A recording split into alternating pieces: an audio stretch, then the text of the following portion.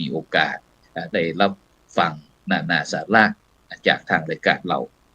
ฉะนั้นก็บรรดาท่านผู้ฟังท่านผู้ชมก็อย่าลืมกดติดตาม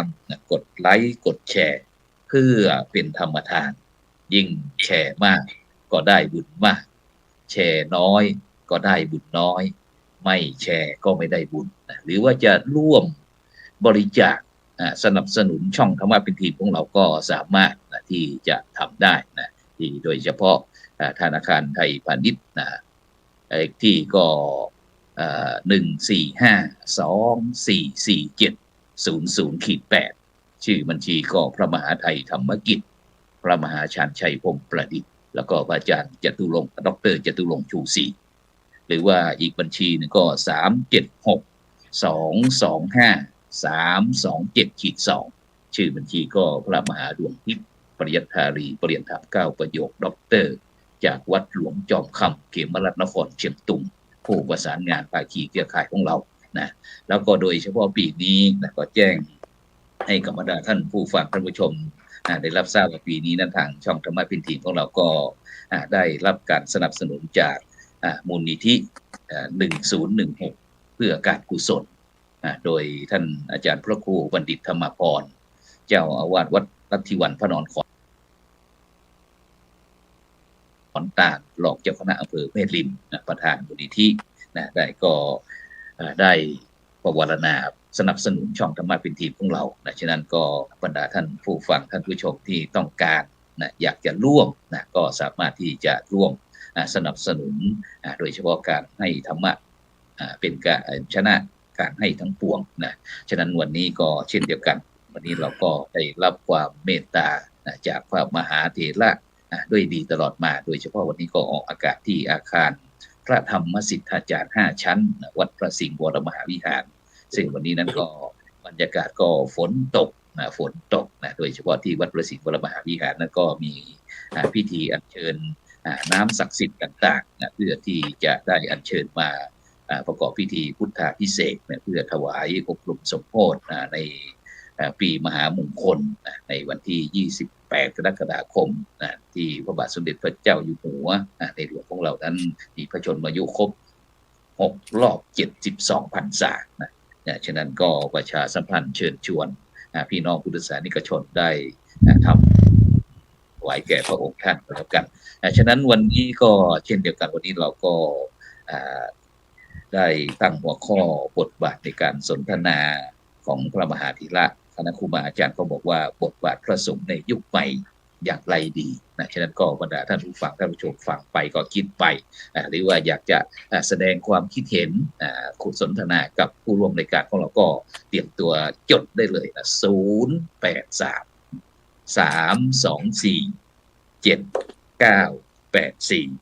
วันนี้เราก็ประมาณสักครึ่งหลังรายการเราก็จะเปิดสายให้กับบรรดาท่านผู้ฟังท่านผู้ชมถ้าท่านใดที่ต้องการจะสนทนาแลกเปลี่ยนกับผู้ร่วมรายการของเราก็สามารถที่จะแลกเปลี่ยนได้ที่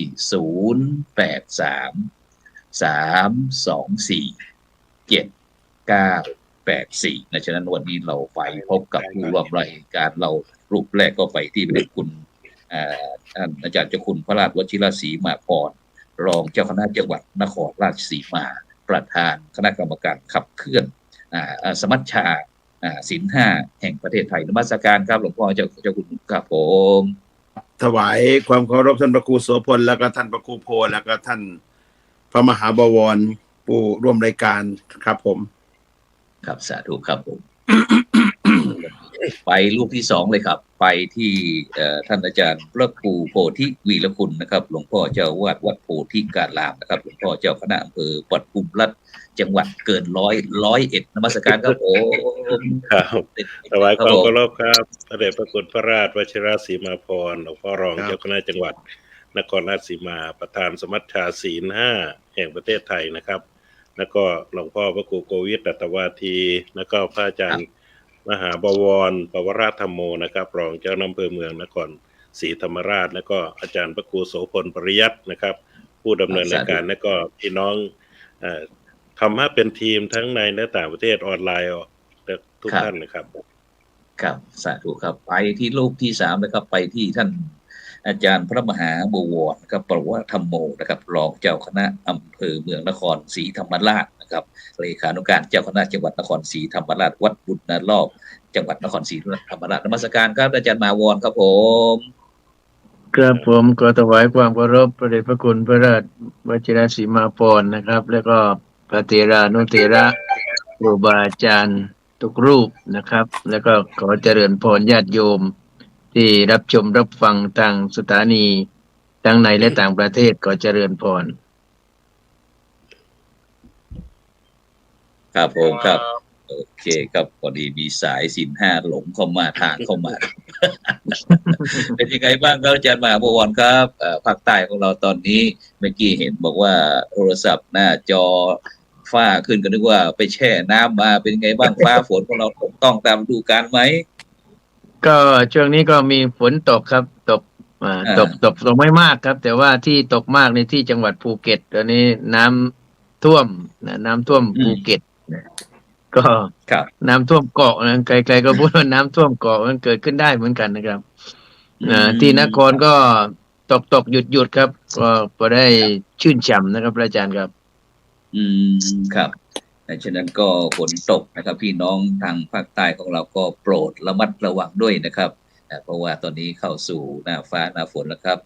ไปที่ท่านอาจารย์พระครูโพธิวีรกุลครับเป็นยังไงบ้างครับจังหวัดเกินร้อยครับตอนนี้บรรยากาศฟ้าฝนตกต้องตามฤดูกาลไหมครับอาจารย์ครับหรือครับผมตอนนี้ชาวบ้านหว่านข้าวไม่ได้เพราะมันจะลอยเพราะว่ามันตกหนักเหมือนกันนะครับอย่างวันนี้ก็ที่วัดผมไม่ได้อยู่แต่ว่าหนักเหมือนกันกลับมาวัดนี่น้ำท่วมเป็นบางที่เลยก็ดีครับเพราะว่าชาวไร่ชาวนาก็จะได้ทำไร่ทำนากันนะครับอากาศก็เย็นสบายดีครับผมชาวภาคอีสานของเราก็ชุ่มฉ่ำไปด้วยน้ำเพราะว่าหวานไม่ได้นะครับตอนนี้น้ำเยอะมากๆนะครับคงไม่ถึงกับท่วมกุฏินะครับครับเพราะว่าเขื่อนปากมูลเขาเปิดตั้ง8ช่องก็จะคงไม่ถึงห่างกันภาคอีสานเราครับไปที่หลวงตาอ้วนของเราก็แล้วกันครับเพราะว่าเพิ่งลงเครื่องมาเมื่อวานนี้เองสดๆร้อนๆครับหลวงตาครับที่นครราชสีมาครับเมืองโคราชยโมเป็นยังไงบ้างครับครับสภาพการก็ยังเอาอยู่ครับเอาอยู่ที่หมายความว่ายังไงเอาอยู่ครับเอาอยู่เพราะว่าเอาอยู่ฝนมันเป็นหน้าฝนที่จะต้องถึงฤดูที่ชาวไร่ชาวนาจะต้องประกอบสัมมาชีพของเขาแล้วเนาะก็น้ำที่โคราชยังไม่ถ้าว่าในเขื่อนเนี่ยยังเขื่อนลำตะคองนี่ยังน้อยอยู่อันนี้น้ำในอนาคตนะมันจะต้องไปแต่ว่าน้ำที่ฝนตกมาในช่วงระยะนี้ก็พอจะได้ไถได้ทำพอจะได้หว่านข้าวหว่านกล้าอยู่ครับก็ถือว่าทำให้ประชาชนคนที่มีอาชีพชาวไร่ชาวนาก็มีความสุขตามที่เขาว่า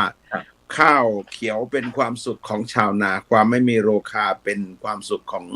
มวลชนเพราะฉะนั้นที่โคราชปีนี้เริ่มต้นก็คงจะเป็นเรื่องที่ยิ้มได้อยู่นะครับเพราะว่าฟ้าฝนก็ตกลงมามองไปตามท้องนาก็เห็นน้ำยังมันพอจะพอจะหว่านข้าวได้ไม่ก็ลอยอย่างที่ท่านพระครูโพว่านะครับครับครับผมจริงๆก่อนจริงผมมาถึงวันนี้นะครับผมมาถึงวันนี้ผมมาถึงเมื่อเช้าเนี่ยประมาณไปที่ไหนมาคุยให้ฟังหน่อยโอ้โหไม่ชวนไม่บอกอะไรเลยไปอยู่ๆก็หายไปโผล่นู่นโผล่นี่ผมมีโอกาสครูบาอาจารย์ให้ไปดูแลงานปริวาสที่อังกฤษครับที่ลีดนะครับครับแล้วผมก็ได้ไปที่วัดพระสิงห์ด้วยเจอเจ้าคุณเทพสิงหาวราจารย์นะครับผมหลวงพ่อเจ้าวาดแล้วก็หลวงพ่อพระเทพวัด7 ยอดเลยนะครับหลวงพ่อพระเทพปริยัติครับผมแล้วก็พระพรหมเสนาบดีพระพรหมพระธรรมโพธิวงศ์แล้วก็ทีมงานที่ไปที่เมืองลิเวอร์พูลในเมืองลิเวอร์พูลก็ไปก็ที่ไปเนี่ยเพราะว่าที่ลีดเนี่ยมันจะมีวัดอยู่วัดหนึ่งเรียกว่าวัดมัชชิมารามเป็นวัดน้องใหม่ที่เกิดขึ้นมาแล้วทีนี้เจ้าวาดองค์เดิมท่านพระครูสุธรรมโสพลมรณภาพไปทีนี้ก็หลวงพ่อพระครูภาวนาสุมนหลวงพ่อเดชวัดถ้ำสุมโนพัทลุงท่านสาวบรู้จักไหมหลวงพ่อก็เลยไปวางการปฏิบัติเกี่ยวกับเรื่องโครงการอยู่ปริวัติกรรมเพื่อที่จะเป็นกิจกรรมส่งเสริมให้พระนะได้ปฏิบัติเรื่องศีลแล้วก็ เป็นจุดให้ญาติโยมทั้งหลายที่อยู่ไกลบ้านไกลเมืองไทยเนี่ยได้มารวมตัวกันในการทำบุญมีทั้งหมดประมาณ27รูปครับที่ไปกันต่อจากปริวาสก็ได้ไปวัดถ้าจะไปเนี่ยไปหลายวัดนะไปวัดพุทธประทีปลอนดอนไปวัดธรรมกายลอนดอนไปวัดธรรมกายแมนเชสเตอร์ไปวัดพระสิงห์ไปวัดศรีรัตนารามอะไรเงี้ยนะครับก็ไปดูบ้านดูเมืองเขาแต่ก็ครบกำหนดตามที่ลาไป1 เดือนก็กลับมานี่นะครับกลับมาถึงเมื่อเช้านี่ครับโอ้สาธุเลยครับเดี๋ยวเราไปพบกับอีกรูปก่อนครับพอดีกำลังเพิ่งกลับมาพอดีเลยครับไปที่ท่านอาจารย์พระครูโกวิทอัฏฐวาทีนะครับผู้ช่วยศาสตราจารย์ดร.นะครับจากรองผู้อำนวยการนะครับวิทยาลัยสงฆ์ลำพูนนะครับเจ้าอาวาสวัดบ้านกล้องอำเภอป่าสักจังหวัดลำพูนนมัสการครับท่านอาจารย์ดร.ครูโกวิทครับผมครับกราบถวายความเคารพอย่างสูงพระเดชพระคุณหลวงพ่อพระราชวชิรศรีมาพรพร้อมครับพระครูโพธิวีระอวิรคุณหลวงพ่อพระมหาบวรครับผมแล้วก็ท่านอาจารย์ครับขออภัยอย่างยิ่งครับกำลังเดินทางเพิ่งมาถึงวัดพอดีครับผมครับสาธุไปทำอะไรมาเพิ่งมาถึงเนี่ยคุยให้ฟังหน่อยพอดีมีงานทางภาคเหนือเราก็จะเป็นประเพณีส่งน้ำธาตุครับท่านอาจารย์ครับแล้วก็ทีนี้เป็นวันสุดท้ายวันนี้เป็นวันส่งน้ำธาตุสุดท้ายของภาคเหนือก็เลยไปวัดของลูกศิษย์มาก็เลยรีบมากิจกรรมมันย่นเวลาออกไปครับก็เลยช้านิดนึงครับครับเมื่อกี้หลวงตาอ้วนครับหลวงพ่อเจ้าคุณพระราชวชิรศรีมาพรบอกว่าไปที่วัดพระสิงห์ UK ครับไปเมืองแมนเชสเตอร์มาไปแสวงบุญตามรอยท่านอาจารย์พระครูโกวิทคุยให้ฟังหน่อยครับวัดพระสิงห์ UK อยู่ตรงไหนคุยให้ฟังหน่อยในฐานะที่เป็นพระธรรมทูตมาก่อนเอาว่ามันอยู่แถวเมืองลิเวอร์พูลกันแล้วกันนะส่วนชื่อที่ชัดเจนถนนหนทางเลขที่นี่ก็เดี๋ยวให้ท่านพระครูโสพลเนี่ยเนาะพระครูอะไรเนี่ยพระครูโกวิทเนี่ยโกวิทครับว่ากันแล้วกันแต่ผมไปเนี่ยผมไปร่วมงานเขานิมนต์ผมไปไปเจริญพระพุทธมนต์ว่าเพราะว่าวัดพระสิงห์เนี่ยจะอัญเชิญพระธาตุนะพระธาตุกับพระธาตุเจดีย์พระเจดีย์ซึ่งหลวงพ่อเจ้าอาวาสท่านหล่อแล้วใช่ไหมพระสิงห์จำลองครับผมหล่อพระธาตุจำลองแล้วก็เอาขึ้นเรือไปเรือพระธาตุก็ยังไปไม่ถึงพระเจดีย์ยังไปไม่ถึงแต่ว่าทางวัดพระสิงห์เนี่ยพระครูศรีเนาะพระครูศรีท่านก็ได้วิเทศครับได้ปรึกษากับหลวงพ่อเจ้าอาวาสแล้วก็ได้ทำการวางศิลาฤกษ์นะเพื่อเป็นฐานให้มีที่ยึดเหนี่ยวจิตใจของประชาชนที่อยู่ไกลเมืองไทยผมไปแล้วผมก็ประทับใจในเรื่องของความสมัครสมานสามัคคีของญาติโยมนะครับเพราะว่าผมดูจากศักยภาพของท่านเจ้าอาวาสวัดพระสิงห์เนี่ยที่ตรงนั้นนะพระสิงห์ UK พระสิงห์ลิเวอร์พูลอะไรนะนั่นแหละเขาสามารถเชิญนายอำเภอแล้วก็อะไรนะพวกนักการเมืองแล้วก็ท้องถิ่นเจ้าหน้าที่ตำรวจนะมาร่วมงานได้นะซึ่งหลายๆวัดผมก็ไม่ได้เห็นแต่ว่าไปวัดนี้นะเห็นเจ้าหน้าที่ที่ดังกล่าวเนี่ยมาร่วมงานนะญาติโยมก็เต็มวัดแหละครับญาติโยมเต็มวัดนะเต็มวัดเพราะว่าพื้นที่วัดมันก็ไม่มากเท่าไหร่แต่ว่าดูแล้วมันเป็นความสมัครสมานสามัคคีแล้วก็ทำให้เห็นว่าพระเราไปอยู่ตรงนั้นเนี่ยสามารถเข้าได้กับท้องถิ่นเขานะเพราะว่าได้เชิญบุคคลผู้ความสำคัญขึ้นมากล่าวขึ้นมาแสดงความรู้สึกในเรื่องการจัดงานเนี่ยผมก็ถือว่าบทบาทของพระธรรมทูตหรือว่าพระที่ไปอยู่แดนไกลทำได้ขนาดนี้ก็ถือว่าท่านก็เก่งนะก็ชื่นชมอันนี้ผมเล่าตามที่ผมไปเห็นมานะครับครับที่เหลือก็ครูโกวิทครับคุยฟังหน่อยครับวัดพระสิงห์ UK หน่อยช่วยประชาสัมพันธ์หน่อยเพิ่งไปวางศิลาฤกษ์มาครับครับเป็นยังไงบ้างครับวัดพระสิงห์ UK เป็นการเริ่มต้นต้องกราบขอบพระคุณพระเดชพระคุณหลวงพ่อพระเทพสิงหาวราจารย์ที่ให้ลูกศิษย์รุ่นแรกๆเนี่ยไปไม่ว่าจะเป็นอาจารย์พระครูโสพลปริยัตินี่แหละการท่านอาจารย์พระครูศรีสิงหกิจวิเทศ ท่านเหล่านี้เป็นคนที่ไปบุกเบิกที่วัดพระสิงห์ยูเคพวกผมเนี่ยคือเป็นศิษย์เก่าวัดพระสิงห์แล้วก็อาศัยใบบุญของหลวงพ่อเจ้าวาดแล้วก็เพื่อนสหธรรมิกก็เลยไปสนองงานครับพ่อช่วงที่ผมไปช่วงหลังๆเนี่ยก็คือวัดท่านอาจารย์พระครูศรีสิงหกิจวิเทศเนี่ยท่านไปบุกเบิกอาจารย์พระครูโสพลประยัติจนเป็นรูปเป็นร่างหมดแล้วครับอาจารย์พวกผมนี่ก็ไปแค่สนองงานอยู่ที่เมืองรันคอนเมืองรันคอนเนี่ยกับแม่น้ำเมอร์ซี่ข้ามสะพานแล้วก็จะไปลิเวอร์พูลครับอาจารย์ไม่ไกลนั่งรถไฟไป10 นาทีเองไม่ไกลแล้วก็เชื่อมไปทางแมนเชสเตอร์ไปทางแมนเชสเตอร์ครับครับไปแมนเชสเตอร์วัดที่มัชชิมาวัดลีดวัดอะไรพวกนี้ครับที่พ่อเล่านะนึกถึงภาพก็นึกถึงอังกฤษเลยครับผมแล้วก็ที่เนี่ยครับต้องยอมรับว่าญาติโยมเนี่ยส่วนหนึ่งก็คือคนลาวที่น้องประเทศลาวที่ลิเวอร์พูลครับหลายครอบครัวครับแล้วก็เป็นผู้อุปถัมภ์แล้วก็ญาติโยมคนไทยเราเนี่ยแหละครับเป็นผู้อุปถัมภ์ถือว่าวัดพระสิงห์ยูเคนี่เติบโตได้ไหวครับอาจารย์ได้ไหวมากพวกผมเนี่ยครับผมดีใจมากเลยช่วงที่นั้นได้ไปสร้างฐานชุกชีครับอาจารย์ครับ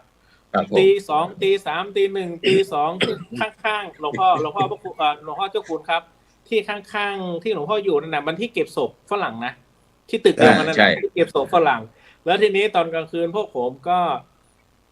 เอาไม้เอาอะไรไปตีกันอยู่แถวนั้นนะครับเพื่อที่จะทำฐานซุกชีก็ดีใจที่ได้ไปสนองงานพระเดชพระคุณหลวงพ่อพระเทพสิงหวราจารย์แล้วก็ในฐานะที่เป็นลูกศิษย์วัดพระสิงห์เนี่ยเห็นการเติบโตของวัดพระสิงห์ในต่างแดนเนี่ยดีใจมากๆที่หลวงพ่อครับนี่แหละเขาก็บอกว่าเดี๋ยวต่อไปคงจะต้องถวายสมณศักดิ์พระที่เคยไปทำงานอย่างเงี้ยนะเพราะว่าไปอยู่ในระวังเนื้อระวังตัวให้ดีเพราะว่าผมว่าพระที่ไปอยู่เมืองนอกแล้วไปทำได้อย่างนี้เนี่ยไม่ธรรมดานะน่ายกย่องน่าสรรเสริญน่าประกาศเกียรติคุณแหละแม้จะรุ่นไหนก็ช่างเถิดแต่ว่ามันเป็นนึกถึงพระสมัยก่อนเนี่ย60 รูปไปเผยแผ่พระอรหันต์น่ะที่มีบทว่าจารถะพิกเวก็ว่ากันไปนั่นเป็นสมัยก่อนสมัยนี้น่ะเราได้ไปทำหน้าที่ไปอยู่ในดงของคนต่างอะไรล่ะต่างศาสนาแล้วก็ยังไปสร้างบทบาทให้เขายอมรับได้เนี่ยแม่เราก็ไม่น้อยกว่า60 รูป61 รูปตอนนั้นมันกันนะผมมองนะถ้าเราไปทำเพราะว่าตรงนั้นเนี่ยมันเป็นถิ่นหนึ่งที่โดยมากนี่คนจะไม่รู้หรอกว่าพุทธังธัมมังสังฆังสรณังคัจฉามิคืออะไรยังไม่ต้องพูดถึงอนิจจังทุกขังอนัตตานะไม่มีทางได้ยินเลยแต่พระไทยเราที่ไปบุกเบิกแล้วทำให้เขาได้ยินแล้วทำให้เขาศรัทธาทำให้เขายอมรับเขามานั่งเป็นชั่วโมง2 ชั่วโมงน่ะนั่งเป็นประธานน่ะนั่งเรียบร้อยพนมมือแต่ว่าอาจจะไม่ตั้งเท่าไหร่แต่ว่านั่นเป็นสิ่งหนึ่งที่เราจะต้องเอามันมาเปิดเผยสู่สาธารณะเพื่อให้เห็นว่านะพระที่ไปแล้วอาจจะกลับมาอย่างพระครูโสพลเนี่ยนะก็เคยไปลักษณะไปเผยแผ่ผู้สารมันเป็นความภูมิใจในตัวของผู้ทำเนี่ยนะแต่เราก็อยากจะให้สังคมได้รู้ว่าโอ้ไปอยู่ในดินแดนอย่างนั้นนะมันต้องมีทักษะมันต้องมีความสามารถมันต้องมีความอดทนมีคุณธรรมหลายสิ่งหลายอย่างจึงจะสามารถอยู่กับเขาได้แล้วให้เขายอมรับได้ผมถือว่าชมเชยต่อไปถวายสมณศักดิ์ครับต่อไปถวายตรงวัดพระสิงห์ยูเคนะครับพระเดชพระคุณหลวงพ่อครูบาอาจารย์ครับเป็นถือว่าฝรั่งที่เข้ามาที่เนี่ยสวดธรรมจักรได้หมดเลยนะอาจารย์ครับสวดธรรมจักรสำเนียงบ้านเราเนี่ยได้หมดเลยครับอาจารย์เก่งและเก่งมากเลยนะแล้วก็ฝรั่งชอบมาที่วัดฝรั่งชอบมาที่วัดมีฝรั่งผู้หญิงคนหนึ่งชื่อว่าดรแอนดรแอนนะครับจะเป็นคนที่เอาตัวเมดิเทชันเนี่ยไปสอนแล้วก็เปิดคอร์สสอนแล้วทีนี้ตัวท่านเองเนี่ยจะมาปฏิบัติธรรมช่วงเช้าครับอาจารย์แล้วก็อังกฤษมันหนาวมากเลยพวกผมเนี่ยเป็นนายทวารที่จะต้องไปเปิดประตูเพราะดรแอนจะมาประมาณตี 4 ตี 5นะครับอาจารย์ครับขี่รถมาที่วัดเลยตี 4 ตี 5ไม่ว่าจะหน้าฝนหน้าอะไรเนี่ยแกจะมาหน้าหนาวเนี่ยแกจะกดกริ่งแล้วก็ผมก็ลงไปเปิดจากชั้น3แล้วนะครับจะลงมาที่ชั้นแรกเนี่ยที่หลวงพ่อเจ้าคุณอยู่นะครับไปเปิดประตูเสร็จเรียบร้อยท่านก็จะมานั่งปฏิบัติธรรม จนถึง6 โมงเช้าเนี่ยรอพระพร้อมเพราะที่วัดพระสิงห์ UK เราจะสวดมนต์6 โมงเช้าประมาณเนี้ย6 โมงเช้าก็สวดมนต์พาญาติโยมสวดมนต์ตอนเช้าเนี่ยก็จะมีฝรั่งดร.แอนเนี่ยมาแต่ตอนเย็นนะครับพ่อครับตอนเย็นเนี่ยจะมีฝรั่งมาเยอะไม่ต่ำกว่าวันละ5 ถึง 10 คนนอกจากฝรั่งก็จะเป็นคนไทยพวกนี้ก็จะสวดใช้น้อยได้นะครับพ่อหลวงพ่อพระครูโพธิครับสวดใช้น้อยได้ไหนนะโมเมอะไรพวกเนี้ยครับสวดสนุกสนานเลยครับพวกเราก็ไปทำหนังสือที่เป็นหนังสือสวดมนต์เราแปลจากภาษาบาลีเนี่ยให้มันมีสำเนียงเป็นอักษรโรมันให้ฝรั่งเขาอ่านตัดเสียงได้แต่เขาอาจจะไม่รู้ความหมายแต่แปลเสียงได้อันนี้คือชื่นชมว่าอาจารย์พระครูโสพลอาจารย์พระครูศรีสิงหกิจวิเทศนะท่านไปเดินหาวัดนะหลวงพ่อครับไปเดินหาวัดจนได้จุดเนี้ยและไอ้คลองที่อยู่หน้าวัดเนี่ยนะครับเป็นคลองที่เชื่อมไปถึงเมืองแมนเชสเตอร์เลยนะครับพ่อครับคลองเส้นนี้ผมเดินธรรมญาตรามันผมหลงทางไปหลายรอบแล้วเส้นเนี่ยนะครับสนุกสนานครับโอ้เดี๋ยวผมเล่าคุณสมบัติต่ออีกนิดนึงก่อนที่จะผ่านไปขอพระครูโพนิดนึงกับท่านพระบวรมหาบวรเนี่ยโอ้เต็มที่เลยหลวงพ่อเต็มที่เลยสองลูกรอก่อน2 ลูกรอก่อนให้ทำวัตถุสายต่างประเทศก็คุยก่อนได้รับคำบอกเล่าว่าเป็นตึกที่กัปตันเรือไททานิกมาเคยมาพักนะพระสิงห์อ่ะเพราะว่ามันเป็นคลองเข้ามาแล้วก็มาจอดนอนตรงนั้นเขาบอกว่านี่แหละคือเมื่อก่อนเนี่ยเป็นโรงแรมที่กัปตันเรือไททานิกเนี่ยมันนอนมาพักตรงนี้อันนี้เป็นประวัติศาสตร์เชิงประวัติศาสตร์ส่วนที่ผมจะเล่าตรงนี้ก็คือวันที่หลวงพ่อพระพรหมเสนาบดีไปเนี่ยกับผมไปเนี่ยบรรยากาศไม่มีอะไรผิดเพี้ยนกับการไปตรวจศีล 5เลยนะมีการตั้งเต็นท์ออกร้านมีวัฒนธรรมการฟ้อนเล็บคนแต่งตัวเหมือนผมจำลองว่าหลวงพ่อเนี่ยเหมือนเราไปตรวจศีล 5เลยนะหลวงพ่อบอกพระเทพสิงหาวรจารย์ว่าหลวงพ่อเก็บรายละเอียดนะผมจะนำเสนอพระมหาเถระว่าวัดพระสิงห์เนี่ยได้มีบทบาทในเชิงลักษณะว่านำศีล 5นำวัดประชารัฐแล้วก็งานอบตทั้ง3งานเนี่ยมาเผยแพร่คือในเนื้องานวันนั้นมันได้ทั้ง3ส่วนถ้ามีคำกล่าวนะถ้าท่านพระครูโสพลลองไปหาคำกล่าวที่ท่านกล่าวสัมโมทนียกถาตรงนั้นนะท่านจะพูดทั้ง3งานเลยนะศีล 5อบตแล้วก็วัดประชารัฐให้เห็นบรรยากาศว่านี่คือการนำศีล 5แล้วก็อบตนี่ขยายผลไปสู่ต่างประเทศได้เลยท่านบอกอย่างนั้นนะอันนี้ผมเลยเล่าถึงว่ามันเป็นบรรยากาศอย่างนั้นนะน่าชื่นชมครับสาธุครับสิ่งต้องกราบขอบพระคุณครับหลวงพ่อเจ้าคุณพระราชวชิรศรีมาพรหลวงตาอ้วนนะครับทั้งท่านอาจารย์พระครูโกวิททาวาทีนะครับที่ได้เสนอภาพวัดพระสิงห์ UK นะครับที่เมืองลัดคอนนะครับซึ่งก็ผมกับท่านอาจารย์พระครูศรีสิงหกิจวิเทศก็ได้รับเมตตาจากพระเดชคุณหลวงพ่อพระเทพสิงหวรจารย์กับมอบหมายให้ไปประสานงานกับคณะสัตยาญาติโยมก็ซึ่งก็ถือว่าโชคดีครับที่มีไม่ว่าจะเป็นทั้งคุณโยมโทนี่คุณโยมขวัญจิตนะครับคุณโยมอีกหลายท่านคุณโยมวราพรอะไรต่างๆเยอะแยะไปหมดครับโดยเฉพาะพี่น้องทั้งชาวสปป.ลาวนะครับแล้วก็พม่าบ้างเขมรบ้างนะครับหรือว่าก็อีกหลายประเทศเขาที่นับถือพุทธศาสนาเขาถ้ามีโอกาสเขาก็จะไปซึมซับนะครับเรียนรู้กับโดยเฉพาะมีพระพุทธศาสนาเป็นศูนย์รวมจิตใจนะครับนี่ก็คือเป็นโอกาสนะครับที่ดีที่ทางวัดพระสิงห์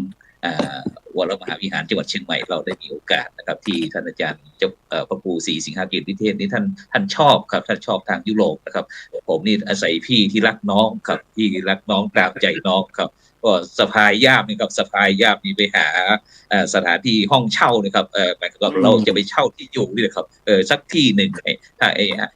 ให้เป็นที่ทำการที่จะ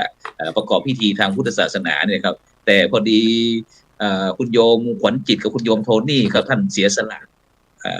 บ้านที่ครึ่งหนึ่ง ชั้นล่างเอาเป็นห้องประกอบพิธีนะครับส่วนห้องข้างบนท่านก็เสียสละให้พวกเราเป็นกุฏิจำวัดนะครับนี่ก็คือสนุกครับท่านอาจารย์ครับผมไปครั้งนั้นผมก็ไม่รู้จะทำไงผมเสนอคิดว่าวัดจากทางเหนือของเราเนี่ยควรจะมีพิธีกรรมด้านสืบชะตาโหราชะตาถ้าสวดมนต์ไหว้พระเนี่ยผมก็พอดีหลังบ้านคุณโยมขวัญจิตอาจารย์ก็ไม่เคยคุยให้ฟังครับผมก็ชวนพระครูศรีนะครับข้ามไปก็ไปตัดไม้เขาครับ ไปตัดไม้แล้วก็เป็นทางรถไฟผ่านข้างหลังบ้านโยมอ่ะเราก็ไปตัดไม้มาก็จะเอามาเป็นไม้ค้ำที่สืบชะตานะครับ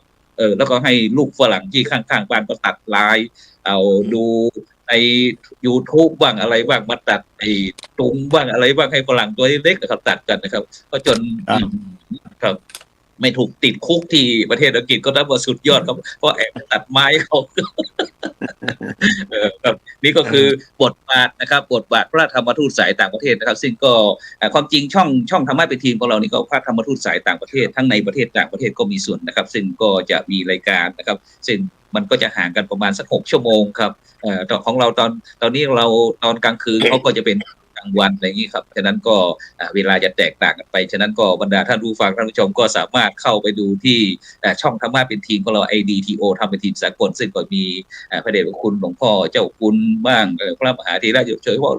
หลวงปู่เขียวด้วยอาจารย์เจ้าคุณถนัดด้วยมาจัดรายการตรงนี้นะครับก็จะเป็นช่องนี้เป็นพระธรรมทูตสายต่างประเทศแล้วก็ในประเทศด้วยนะครับฉะนั้นก็วันนี้เราเลยเห็นหลวงตาอ้วนไปต่างประเทศมาก็เลยอยากจะให้สะท้อนนะครับในฐานะที่ไปสดๆร้อนๆก้าวออกลงจากประตูเครื่องบินมา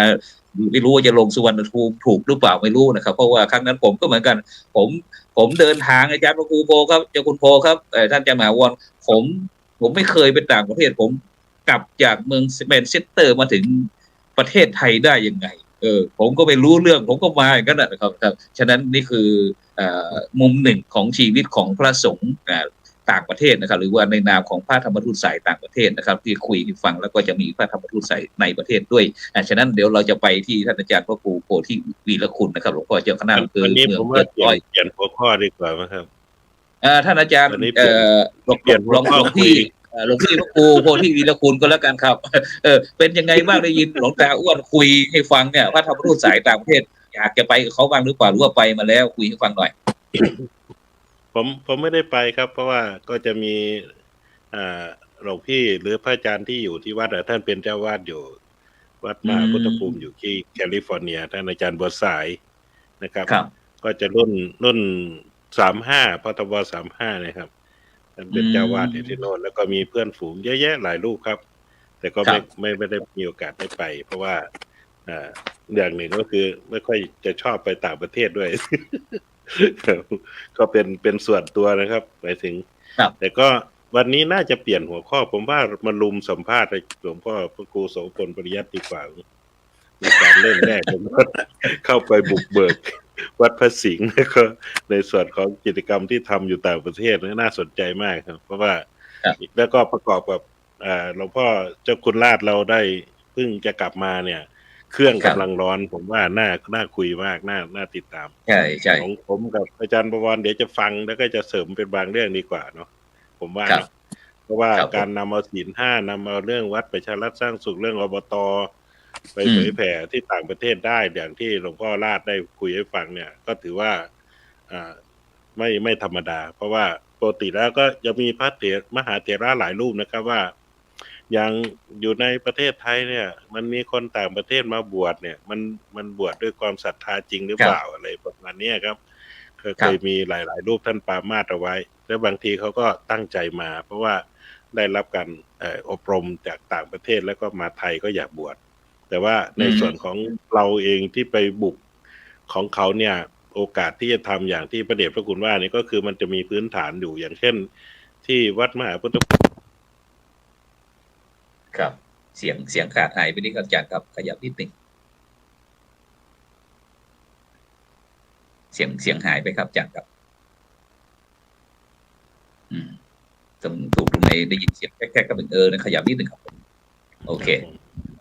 ได้ยินไหมครับได้ยินชัดเจนครับก็จะมีพื้นฐานของญาติโยมที่เป็นพี่น้องสปปลาวก็จะมีขนบธรรมเนียมประเพณีหลายๆอย่างที่มันสอดคล้องกับคนไทยเราแล้วก็ช่วยกันในการที่จะทำกับเพื่อนผมว่าวันนี้เปิดประเด็นเรื่องนี้ดีกว่าครับเรื่องศีล 5ในต่างประเทศดีกว่าขออนุญาตนำเรียนข้อนี้ถึงว่าแต่ที่ผมพูดถึงเรื่องของการอุปสมบทในต่างประเทศนะครับเนาะที่วัดพระสิงห์ยูเคเนี่ยอาจารย์พระครูศรีสิงหกิจวิเทศท่านเป็นพระอุปชาวิสามัญครับผม วิสามันและที่ตอนที่ท่านสอบอุปชาเสร็จใหม่ๆช่วงนั้นช่วงผมไปอยู่พอดีแล้วมีเนนเนี่ยบวชไม่มีปัญหาเนนบวชได้และทีนี้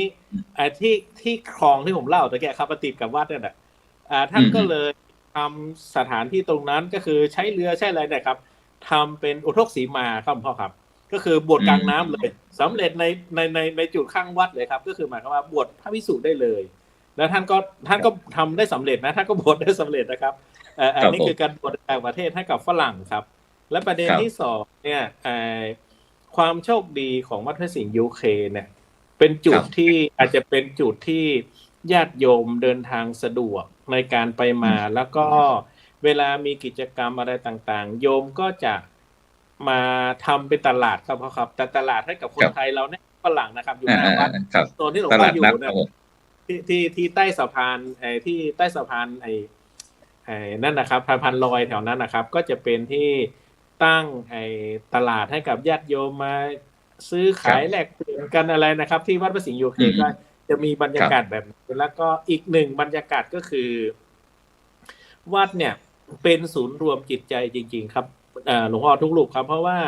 วัดพระสิงห์ยูเคเนี่ยนอกจากโยมที่มาอุปถัมภ์หลักไม่ว่าจะโยมโทนี่โยมขวัญจิตโยมแพทย์โยมอะไรทั้งหลายเนี่ยแล้วก็พี่น้องเนี่ยที่ต่างๆเนี่ย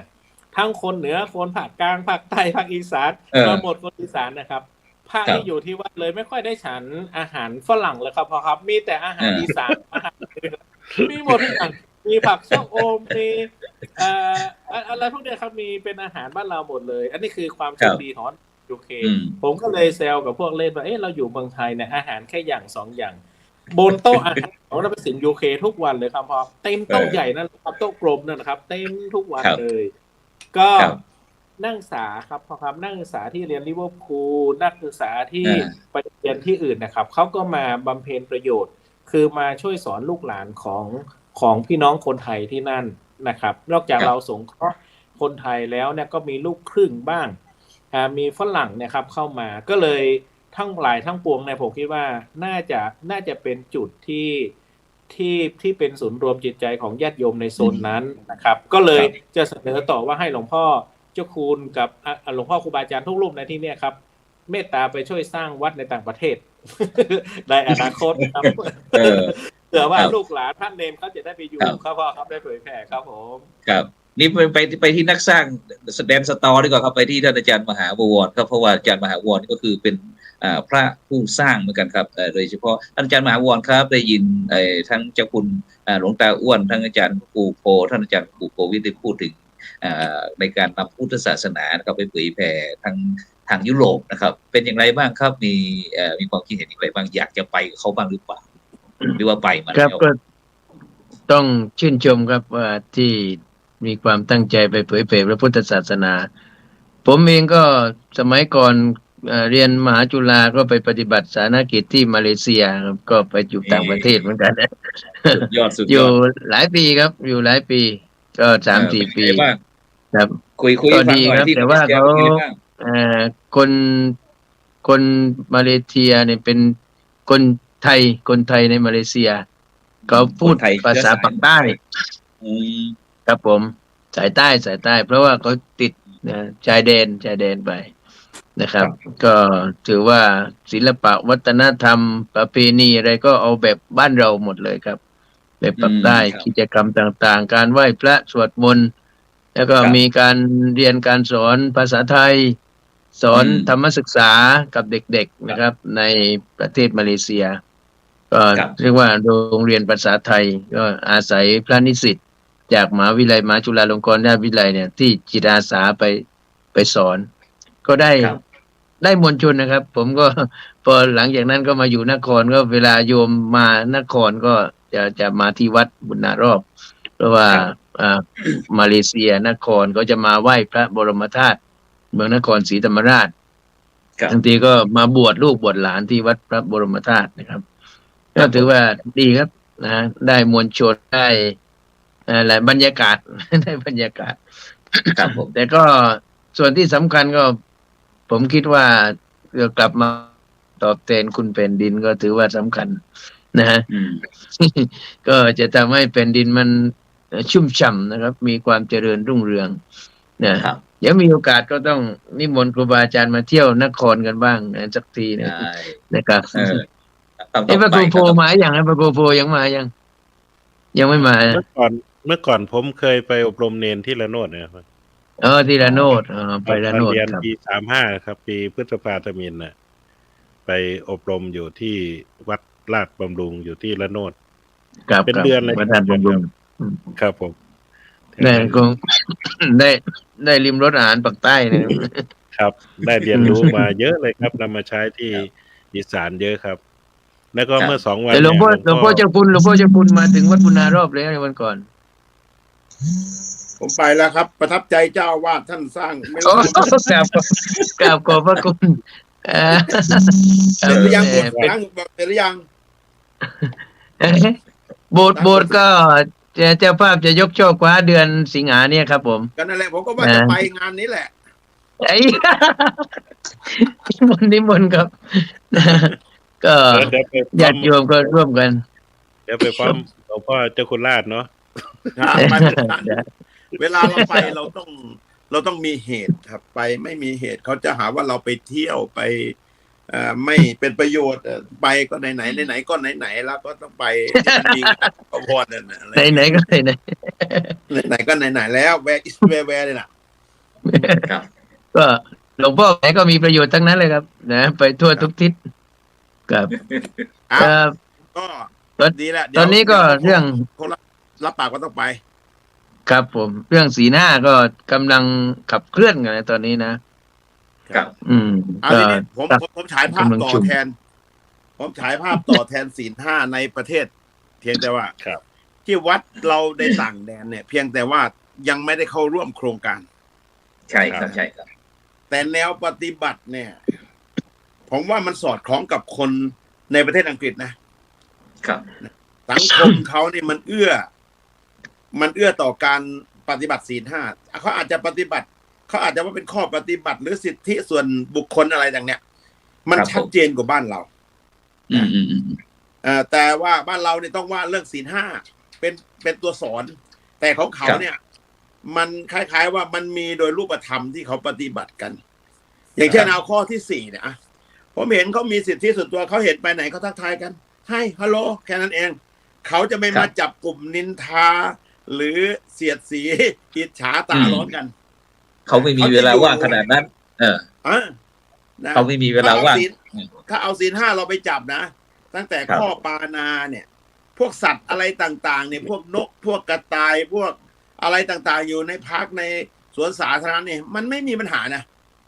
มันไม่มีปัญหามันอยู่ได้ไม่ว่าอีกาไม่ว่านกนางนวลไม่ว่ากระรอกกระแตเนี่ยถ้าบ้านเราอยู่ไม่ได้นะครับอยู่ไม่ได้เสียชีวิตกันทำไมครับทำไมอยู่ไม่ได้มันยังไม่รับการพัฒนาเรื่องศีล 5ไงทีนี้ส่วนบุคคลในเรื่องด้านชีวิตเนี่ยยังมองเห็นแต่ของตัวเองแต่ไม่มองเห็นสิทธิด้านชีวิตของสัตว์และบุคคลอื่นแต่ที่ประเทศอังกฤษของเขาเนี่ยผมว่าเขามีแล้วตรงนี้เขามีแล้วเรื่องการแสวงหาทรัพย์สินอะไรต่างๆก็เช่นเดียวกันเขาก็อาจจะมีแต่ว่าเขาเอื้อนะเขาเมื่อเขาไม่จับกลุ่มคุยกันเขาไม่ทำอะไรล่ะเขาเรื่องเขาแสวงหาของใครของมันนะครับแล้วเขามีเวลาในการแสวงหาที่เขาจะได้เงินได้ทองเข้ามาเขาไม่ไปมีข่าวคราวอะไรมากมายเกี่ยวกับเรื่องของการไปละเมิดในสิทธิด้านทรัพย์สินอะไรเงี้ยส่วนเรื่องของการคู่ครองอันนี้ผมไม่ได้เข้าไปรู้แต่ว่าที่ผมมองดูแล้วว่ากรอบของกฎหมายหรือกติกาของเขานี่มันเป็นกรอบที่รุนแรงแล้วเป็นของที่เขาปฏิบัติอยู่เพราะนั้นถ้าเราเอาศีล 5เข้าไปประกาศแล้วปรับใช้ผมว่าแต่ละวัดนี่สามารถจะเป็นศีล 5ในต่างประเทศได้เลยนะครับเพราะผมดูจากมาตรฐานของสังคมเขาครับน่าสนใจครับซึ่งโดยเฉพาะอาจารย์เจ้าคุณตรงแต่อ้วนได้บอกว่าสิทธิความเท่าเทียมหรือว่าความสิทธิความเสมอภาคนะครับซึ่งผมอยากจะเล่าให้ฟังนิดหนึ่งก่อนวันอาทิตย์เช้าวันอาทิตย์วันหนึ่งนะครับผมนอนอยู่ที่ชั้น3นะครับก็เพราะว่าที่ประเทศอังกฤษนี้มันจะไม่มืดเหมือนบ้านเรานะครับก็พอมองเห็นกันได้นะครับ ตอนเช้าผมก็เห็นเด็กคนหนึ่งเด็กผู้หญิงนะครับเด็กสาววัยรุ่นนี่แหละประมาณสัก14-15เขาก็จุงหมามาครับจุงหมามาตั้งที่สาธารณะเสร็จแล้วไอ้สุนัขตรงนั้นนะครับเขาก็ถ่ายครับถ่ายผมก็เห็นเด็กคนนั้นเด็กผู้หญิงนะครับเขาล้วงไปเอาถุงก๊อบแก๊บหรือถุงพลาสติกของเราเนี่ยครับเอาสวมในมือแล้วเขาเสร็จแล้วเขาก็เก็บอุจจาระของหมานะครับเสร็จแล้วก็บิดเขาใส่กับกระเป๋ากางเกงเขาเหมือนเดิมก็จัดครับเนี่ยผมก็ประทับใจว่าทำไมเขาถึงทำได้กับเด็กอายุทั้งที่เขาจะถ้าเป็นประเทศไทยเรานี่กระชากหมาดึงหมาไปผ่านก็จบแล้วแต่นี่มันยังไงเขาทำไมเขาเตรียมพร้อมอะไรทุกสิ่งทุกอย่างคล้ายว่าเขาการดำเนินชีวิตเขามีแบบมีแผนมีแปลนอะไรทุกสิ่งทุกอย่างมีกำหนดกฎเกณฑ์อะไรทุกสิ่งทุกอย่างครับเขาอย่างที่หลวงตาอ้วนบอกว่าเรื่องความเสมอภาคเรื่องสิทธิส่วนบุคคลอะไรต่างๆครับผมเห็นตรงนั้นผมก็ประทับใจผมก็ครั้งแรกที่มาคุยให้ฟังว่าเด็กคนหนึ่งเนี่ยเด็กถ้าเป็นบ้านเรานี่จะทำไหมนะครับแต่เด็กคนนั้นเขากลับเอาถุงก๊อบแก๊บหรือถุงกระดาษถุงพลาสติกเนี่ยเอาใส่มือเขาแล้วเขาเสร็จแล้วเขาก็เก็บขี้หมาเสร็จแล้วเขาก็บิดเก็บให้เรียบร้อยแล้วก็เขาใส่กระเป๋ามันเป็นความรับผิดชอบในสิ่งของเขาไม่ใช่แต่เด็กหรอกแม้แต่คนไหนที่เอาหมาถ้าแดดออกในพาร์คในอะไรเนี่ยเขาจะเอาหมาออกไปเดินแล้วเขาก็หมาก็จะไปก็ขี้เขาก็จะเก็บขี้หมาของเขาไปใส่ในถังขยะก็จะบอกเขาก็จะบอกในสวนสาธารณะว่านี่มีถังขยะสำหรับใส่ขี้หมาเขาก็จะมีอย่างเงี้ยมันจะเป็นความรับผิดชอบโดยอัตโนมัติคนหนึ่งทำอีกคนหนึ่งก็ทำอะไรอย่างเงี้ยนะครับมันนี่คือผมบอกว่าแม้เขาไม่รู้จักศีล 5เขาก็รับผิดชอบในสิ่งที่เขารักเขาไม่ได้เอาไปปล่อยให้วัดไม่ต้องเอาไปเป็นปัญหาสกปรกจนกระทั่งต้องไปเป็นเรื่องใหม่นะแต่ว่าเขาก็รับผิดชอบเขารักทั้งหมดทั้งขี้หมาด้วยเขารักทั้งหมดเขาไม่ได้รักแต่ตอนที่มันยังไม่เป็นรังแคไม่ขี้นะแต่เขารักทั้งหมดเขารับผิดชอบนี่คือของที่เขาเกิดจากใจของเขาที่เขารับผิดชอบแม้เขาไม่รู้ไม่มีศีลก็จริงผมก็ชื่นชมเขาเหมือนกันแหละเนี่ยอย่างเงี้ยครับซึ่งโดยเฉพาะพระธรรมทูตสายต่างประเทศอาจารย์ขออนุญาตนิดหนึ่งที่วัดพระสิงห์วรมหาวิหารจังหวัดเชียงใหม่เราเนี่ยก็จะเป็นการที่ในการหล่อหลอมนะครับหล่อหลอมพระที่จะไปต่างประเทศนะครับอย่างที่วัดของเรานี้ตั้งแต่อดีตเจ้าวาดมาเขาก็จะเป็นในการที่ทำงานเกี่ยวกับเรื่องการเผยแผ่การศึกษาสงเคราะห์อะไรต่างๆแม้กระทั่งการที่ช่วยเหลือที่เมื่ออดีตพระเดชคุณหลวงปู่พระธรรมสิทธาจารย์หนูถาวโรนี่ครับหลวงพ่อนั้นเป็นอดีตศึกษาธิการจังหวัดนะครับซึ่งก็เป็นครูประชาบาลเช่นเดียวกันครับจากสะพานหินมานะครับเสร็จแล้วก็ขอบวชนะครับขออนุญาตลาบวชนะครับเสร็จแล้วก็มายอมศึกนะครับก็เลยบวชมาที่วัดเทพธิดารามมาเรียนบาลีอะไรต่างพอขึ้นมาอยู่เชียงใหม่หลวงพ่อก็ไปเผยแผ่พุทธศาสนาในการนำหลักศีลธรรมหรือว่าหลักธรรมคำสอนนะครับเข้าไปในสถานศึกษาครับอย่างโรงเรียนวัฒโนไทยพายัพบ้างยุพราชบ้างอะไรต่างๆนะครับแล้วก็ภายในวัดเรานี่ก็จะมีศูนย์ศึกษาพุทธศาสนาวันอาทิตย์บ้างเป็นเรื่องการศึกษาบาลีบ้างอะไรต่างๆนะครับก็เลยทำให้พระสงฆ์ของวัดพระสิงห์วรมหาวิหารโดยเฉพาะแม้กระทั่งในปัจจุบันที่พระเดชคุณหลวงพ่อพระเทศสิงหวราจารย์นะครับก็ท่านก็จะให้นโยบายกับให้พระทุกรูปออกมาทำงานเสร็จแล้วก็ที่เป้าหมายเราแรกๆที่เราไปวัดพระสิงห์เราคือเรื่องการพัฒนาสามเณรกับสามเณรที่บวชเรียนเสร็จถ้าใครที่มีการโอกาสพัฒนาศักยภาพนะครับไปก็คือในอนาคตคุณจะต้องไปต่างประเทศอย่างเงี้ยครับเป็นสิ่งที่สิ่งล่อใจให้ลูกพระลูกเนรในมีความขวัญขวายอย่างเงี้ยครับที่อยากจะไปเงี้ยในปัจจุบันนี้เราก็มีพระธรรมทูตจากวัดพระสิงห์วรมหาวิหารเราปีประจำอยู่ปีละ5 รูปครับนี่คืออยากจะคุยให้ฟังว่าทำไมวัดพระสิงห์ที่เวลาไปมันทำไมแตกต่างจากวัดอื่นบ้างนะครับแม้จะไปอยู่ที่ไหนนะครับภารกิจนะครับก็คือมันทำเป็นแบบชีวิตจิตใจอย่างท่านพระครูศรีสิงหกิจวิเทศก็เช่นเดียวกันครับก็อยู่ที่เชียงใหม่นี่เราก็จะทำงานคู่ขนานกันโดยเฉพาะงานทุกสิ่งทุกอย่างครับแต่พอไปต่างประเทศก็รู้สึกว่าได้นำองค์ความรู้ต่างๆจากในประเทศเราเนี่ยครับเอาไปใช้นะครับโดยเฉพาะเรื่องการเข้ากับมวลชนนะครับอย่างที่ประเทศอังกฤษนี่เขาจะมีที่ฝาก ของผู้สูงอายุนะครับพระธรรมทูตจากวัดพระสิงห์ของเราก็เข้าไปเลยครับเข้าไปสอนอะไรต่างเข้าไปช่วยเหลือเกื้อกูลอะไรต่างๆครับแล้วก็เลยทำให้หลวงตาอ้วนได้เห็นว่ารู้สึกว่ามวลชนของวัดพระสิงห์UK ทำไมเยอะจังนะครับก็อาจจะเป็นที่พระเรามีพื้นฐานเกี่ยวกับเรื่องการช่วยเหลือนะครับช่วยเหลือสงเคราะห์อะไรต่างๆนี่ครับเป็นต้นนี้ครับก็เลยก็อยากจะนำเรียนเขาได้นำวัฒนธรรมของภาคเหนือไปแสดงนะโอ้เขามีแม่บ้านประมาณสัก20 เกินเลยนะเขาจัดการลำเขาเรียกลำเล็บเนาะลำฟ้อนเล็บนะฟ้อนเล็บครับฟ้อนเล็บครับพื้นเมืองนั่นแหละเขาก็ลำแล้วก็คือตัวนี้มันฉายภาพวัฒนธรรมของเหนือของที่ให้คนที่เขามายืนดูชาวต่างประเทศอะไรต่างๆนี่มันก็เท่ากับว่าได้เอาเอกลักษณ์ของประเทศไทยเข้าไปเสนอตรงนั้นซึ่งคนเหล่านั้นก็ทำด้วยความเต็มอกเต็มใจนะเหมือนเขาไม่มีโอกาสแต่ว่าพอเขามีโอกาสเนี่ยโอ้โหเขาลำกันน่าดูเลยนะลำขออีกเพลงมีฝรั่งลำมีไหมครับมีเด็กๆฝรั่งลำฝรั่งเขาจะตบมือแม้แต่เจ้าหน้าที่ตำรวจนี่ผมว่ามาเกือบจะหมดโรงพักซะแล้ววันนั้นนะนายอำเภอมีทั้งผู้หญิงและผู้ชายที่ใส่อะไรสายคล้องคอเนี่ยนะแล้วก็ที่เหลือก็โยมก็ยืนนอกจากเต็นท์ไปผมถือว่าเป็นวัดที่ถ้าพูดถึงเรื่องความยากลำบากอ่ะมันทำเรา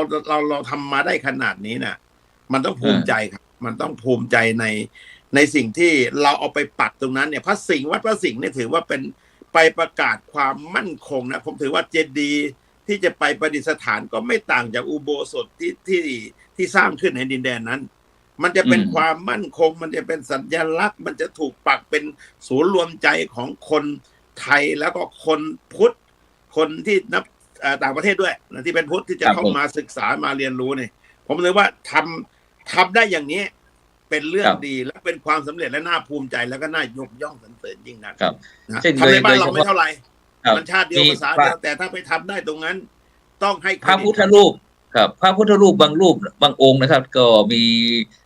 พระธรรมทูตจากวัดพระสิงห์เราเนี่ยครับไปแกะสลักที่นู่นเลยนะครับทั้งปิดทองบ้างทำอะไรจีบภาษาหมดเลยครับฉะนั้นเราไปด้วยจะ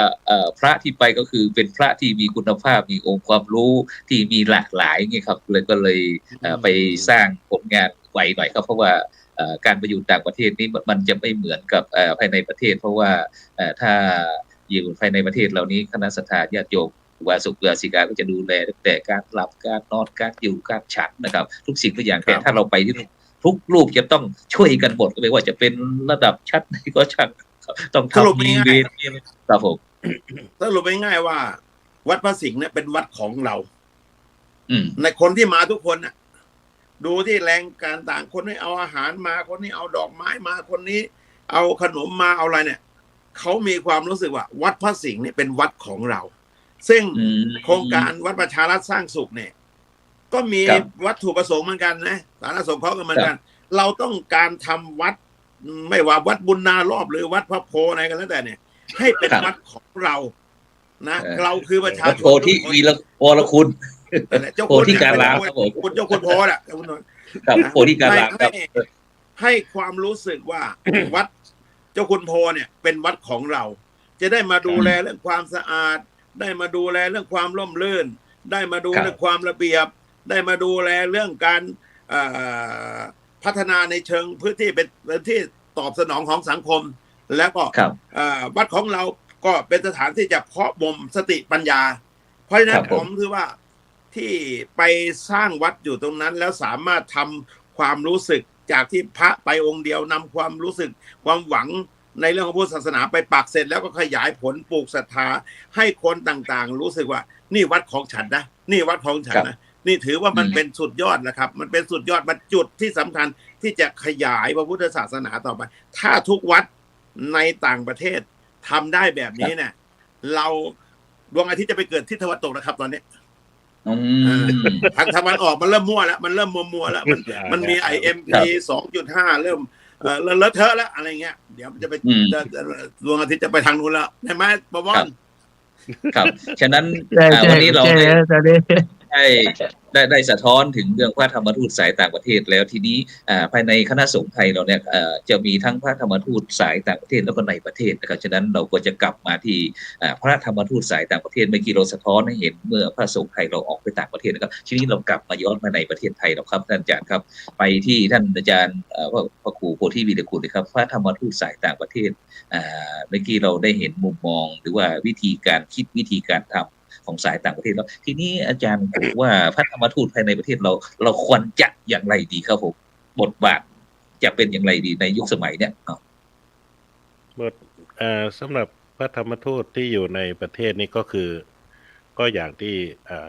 หลักในการปฏิบัติก็มันก็เหมือนที่หลวงพ่อราชได้คุยก็คือ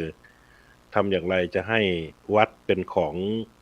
ทุกคนที่เข้ามามีส่วนร่วมพระธรรมทูตก็เหมือนกันก็ทำอย่างไรจะเชื่อมโยงทุกภาคส่วนเนี่ยเข้ามามีส่วนร่วมโดยการเผยแผ่พุทธศาสนาในรูปแบบต่างๆไม่ว่าจะเป็นพระนักสื่อสารไม่ว่าจะเป็นเรื่องของในพื้นที่แต่ละพื้นที่ตรึงพื้นที่ของแต่ละที่เนี่ยให้ญาติโยมและก็ให้พระเจ้าประสงค์และภาคีเครือข่ายทั้งหลายเนี่ยได้มีความสอดคล้องกันนะครับนั่นก็คือรูปแบบในการที่ทำให้ตามหลักเกณฑ์หรือตามอบต.ที่เราวางกำหนดไว้ทั้ง8ด้าน8หัวข้อใหญ่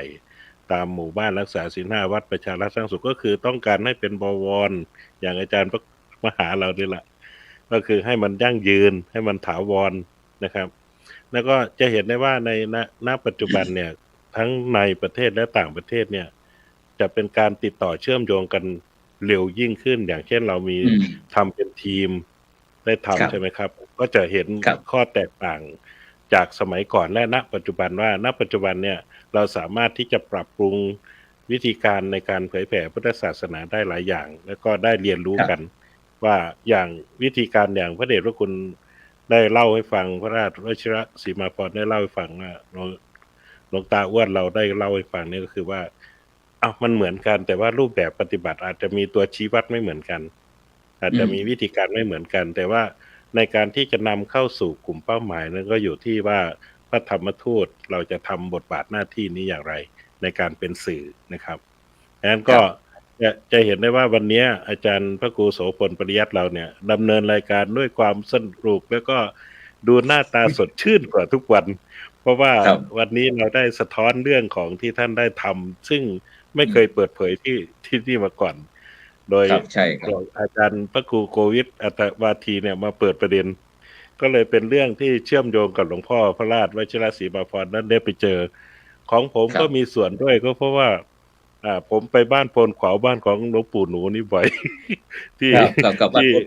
หัวตะพานเพราะว่าไปเชื่อมโยงกับหลานชายท่านแล้วก็ทำเรื่องบวชสร้างสุขที่นั่น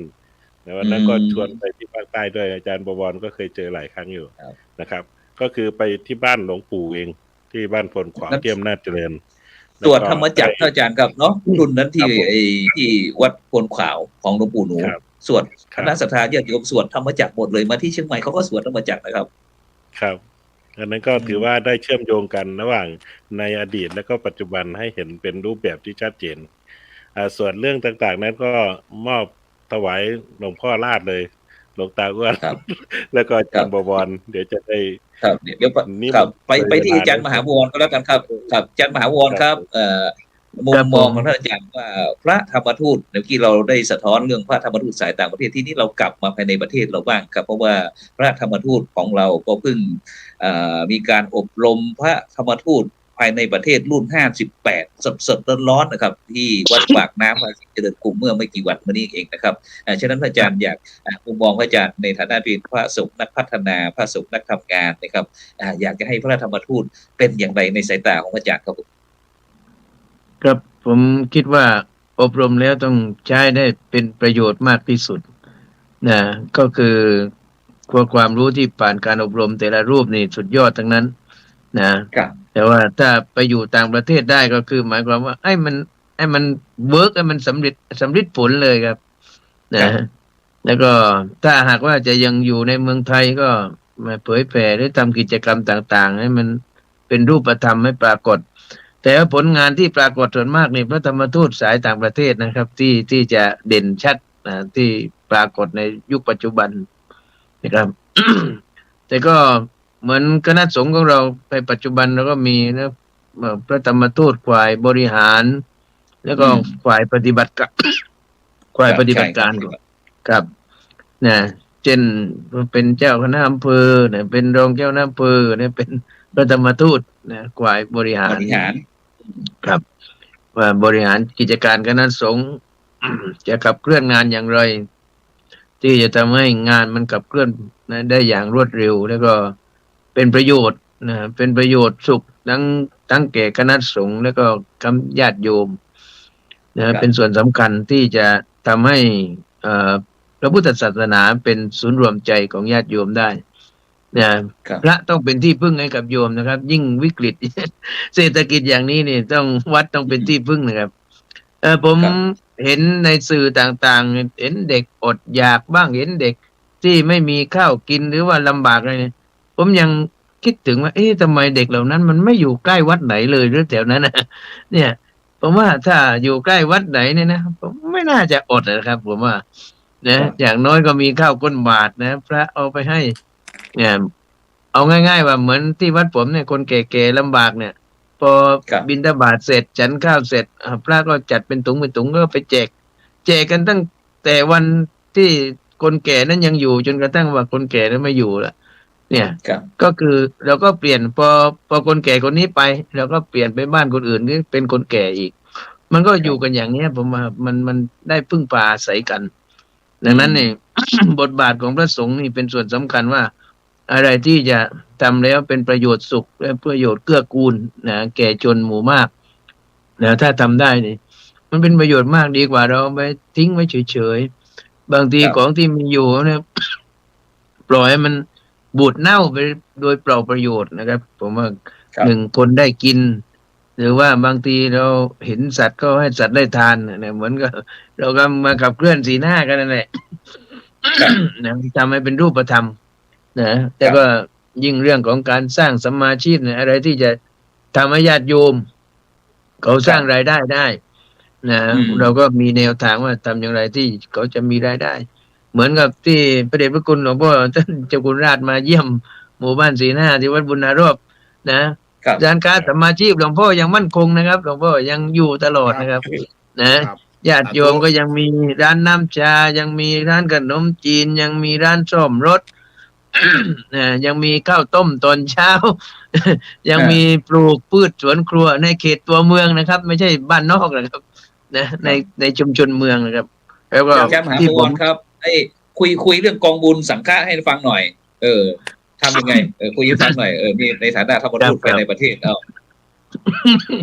อันนี้ก็สำคัญครับผมไปศึกษางานจากส่วนกลางมาตามที่เคยเล่า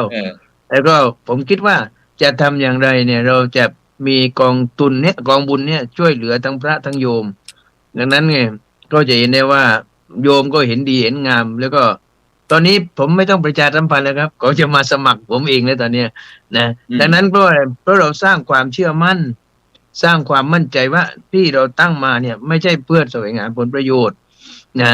ที่ทำเนี่ยไม่ใช่เพื่อแสวงหากำไรจากการจัดการ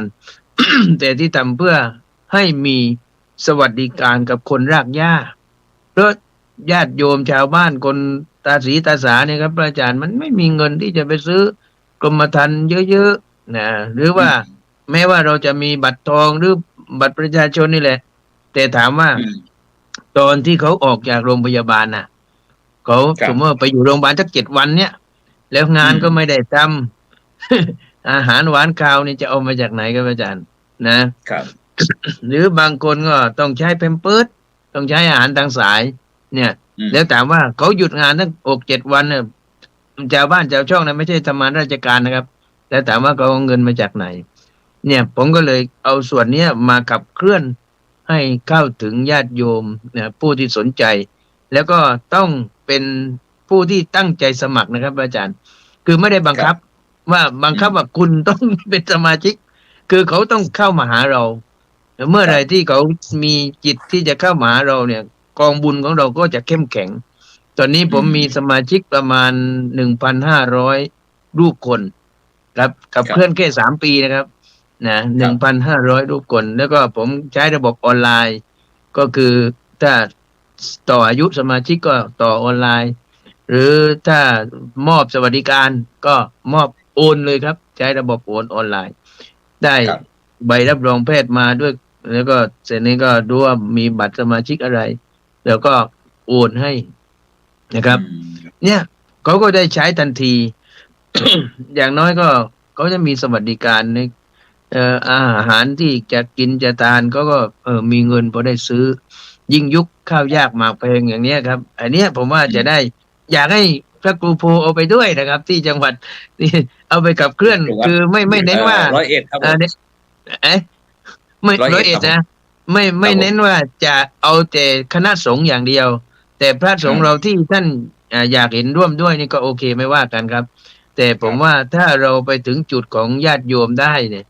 ผมว่าเราจะได้ช่วยกันแล้วก็โยมก็จะเป็นกำลังให้กับเราผมเวลามีกิจกรรมต่างๆนี่โอ้เดี๋ยวคนนู้นก็ทำบุญมาคนนี้ก็ทำบุญมามันได้ทีมงานสมมติว่าเรามีสมาชิก1,500เนี่ยเรามีญาติโยมเข้ามาในกิจกรรมของเราเนี่ยเป็น1,500ต่อไปถ้า2,000 3,000 4,000มันก็เพิ่มพูนทวีคูณมากยิ่งขึ้นครับผมตอนนี้ผมมีปัจจัยหมุนเวียนที่เป็นสวัสดิการนะครับเป็นรูปธรรมเมื่อวันก่อนที่เพิ่งโพสต์ก็ประมาณ1,100,000 เศษนะครับตกลงว่าไม่ใช่ว่ามันจะขาดทุนนะ ไม่ใช่ว่าจะติดลบนะครับนะยิ่งทำนี่มันก็ยังสร้างความเข้มแข็งให้กับกองบุญนะครับ แล้วก็คนก็ได้สวัสดิการพระก็ได้สวัสดิการนะดังนั้นก็ขอกวากว่าถ้าจังหวัดไหนสนใจหรือขับเคลื่อนได้ในนามเป็นในนามของวัดนะครับไม่ใช่ระดับของจังหวัดหรอกแต่ว่าเอาชื่อว่ากองบุญสังฆะเพื่อสังคมจังหวัดนครศรีธรรมราชแต่ว่าขับเคลื่อนด้วยวัดบุญนารอบนะครับในวัดบุญนารอบนะวัดของอาจารย์โพก็เอาวัดอาจารย์โพไปเลยเสร็จแล้วก็โยมเนี่ยเราจะได้มาร่วมสร้างสวัสดิการด้วยกันแต่ว่าที่สำคัญก็คือต้องมีสัจจะนะครับมีสัจจะก็คือเราตั้งไว้เลยว่าไม่มีการกู้เพราะกองทุนต่างๆนี่ที่มันล่มสลายในประเทศของเราเนี่ยเรามันกู้ครับมันกู้นะครับเนี่ยดังนั้นไม่ต้องกู้ครับผมกู้เมืองอยู่แล้วผมกู้เองนะไม่ต้องกู้กู้เมืองไม่ต้องกู้เงินครับผมกู้อยู่แล้วดังนั้นผมเลยอยากให้ทุกจังหวัดเนี่ยถ้าขับเคลื่อนได้ในแนวที่ผมทำตัวเนี้ยผมก็เอาแนวมาจากของท่านอาจารย์นู่นแหละนะที่ส่วนกลางนะครับอาจารย์มนัสนะครับแต่ว่าผมก็เอามาปรับให้กับเข้ากับบริบทของคนภาคใต้ครับผมคืออะไรที่มันดีอยู่แล้วแหละแต่ว่าเราทำอย่างไรมาปรับแล้วก็ให้เป็นประโยชน์สูงสุดแล้วก็เร็วที่สุดนะแล้วก็ท็อปวันเซอร์วิสหมายความว่ามาอยู่ที่จุดเดียวทุกคนก็รวมอยู่ในกลุ่มไลน์ของเรานะตอนนี้ผมไลน์ต้องเพิ่มเป็น2 กลุ่มนะพระอาจารย์ครั้งแรกก็กลุ่มเดียวก็คือมี500เต็มตอนนี้ต้องเปิด Open Chat แต่ว่าต้องมาเข้ารหัสนะพระอาจารย์ไม่ทราบเข้า Open Chat ของผมหรือยัง Open Chat เนี่ยคือมีสมาชิกได้ 5,000 นะครับนี่ต่อไปเนี่ยถ้าเรามีสมาชิกได้ 5,000 นี่โอ้สุดยอดเลยครับอาจารย์วันนี่หมายความว่าเนี่ยเรามีสวัสดิการให้มีคนสมัครมีอะไรนะครับผมว่ากองบุญนี้จะเข้มแข็งแล้วก็จะเป็นที่พึ่งให้กับคนรากหญ้านะครับถึงถือว่าเป็นส่วนสำคัญที่เราจะได้ช่วยเหลือเพื่อนมนุษย์ที่คนลำบากนะครับนะเราคนรวยไม่ต้องช่วยก็ได้นะครับผมว่านะไอ้คนลำบากเนี่ยแต่ไม่ไรพระสงฆ์เราจะได้ช่วยหลวงพ่อเจ้าคุณนะคือที่เรากับเคลื่อนกิจกรรมต่างๆนี้อยากจะให้ช่วยคนลำบากนะครับ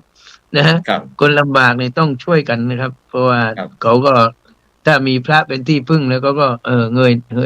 หน้าตาได้นะอะไรเขาเรียกอะไรลืมตาปากลืมตาปากได้ครับผมครับผมลืมตาปากได้ครับถูกครับฉะนั้นเราได้ฟัง มุมสะท้อนนะครับทั้งธรรมทูตในประเทศสายในต่างประเทศแล้วทีนี้เกี่ยวกับเรื่องการพัฒนาแน่นอนครับอย่างที่ผมได้ยก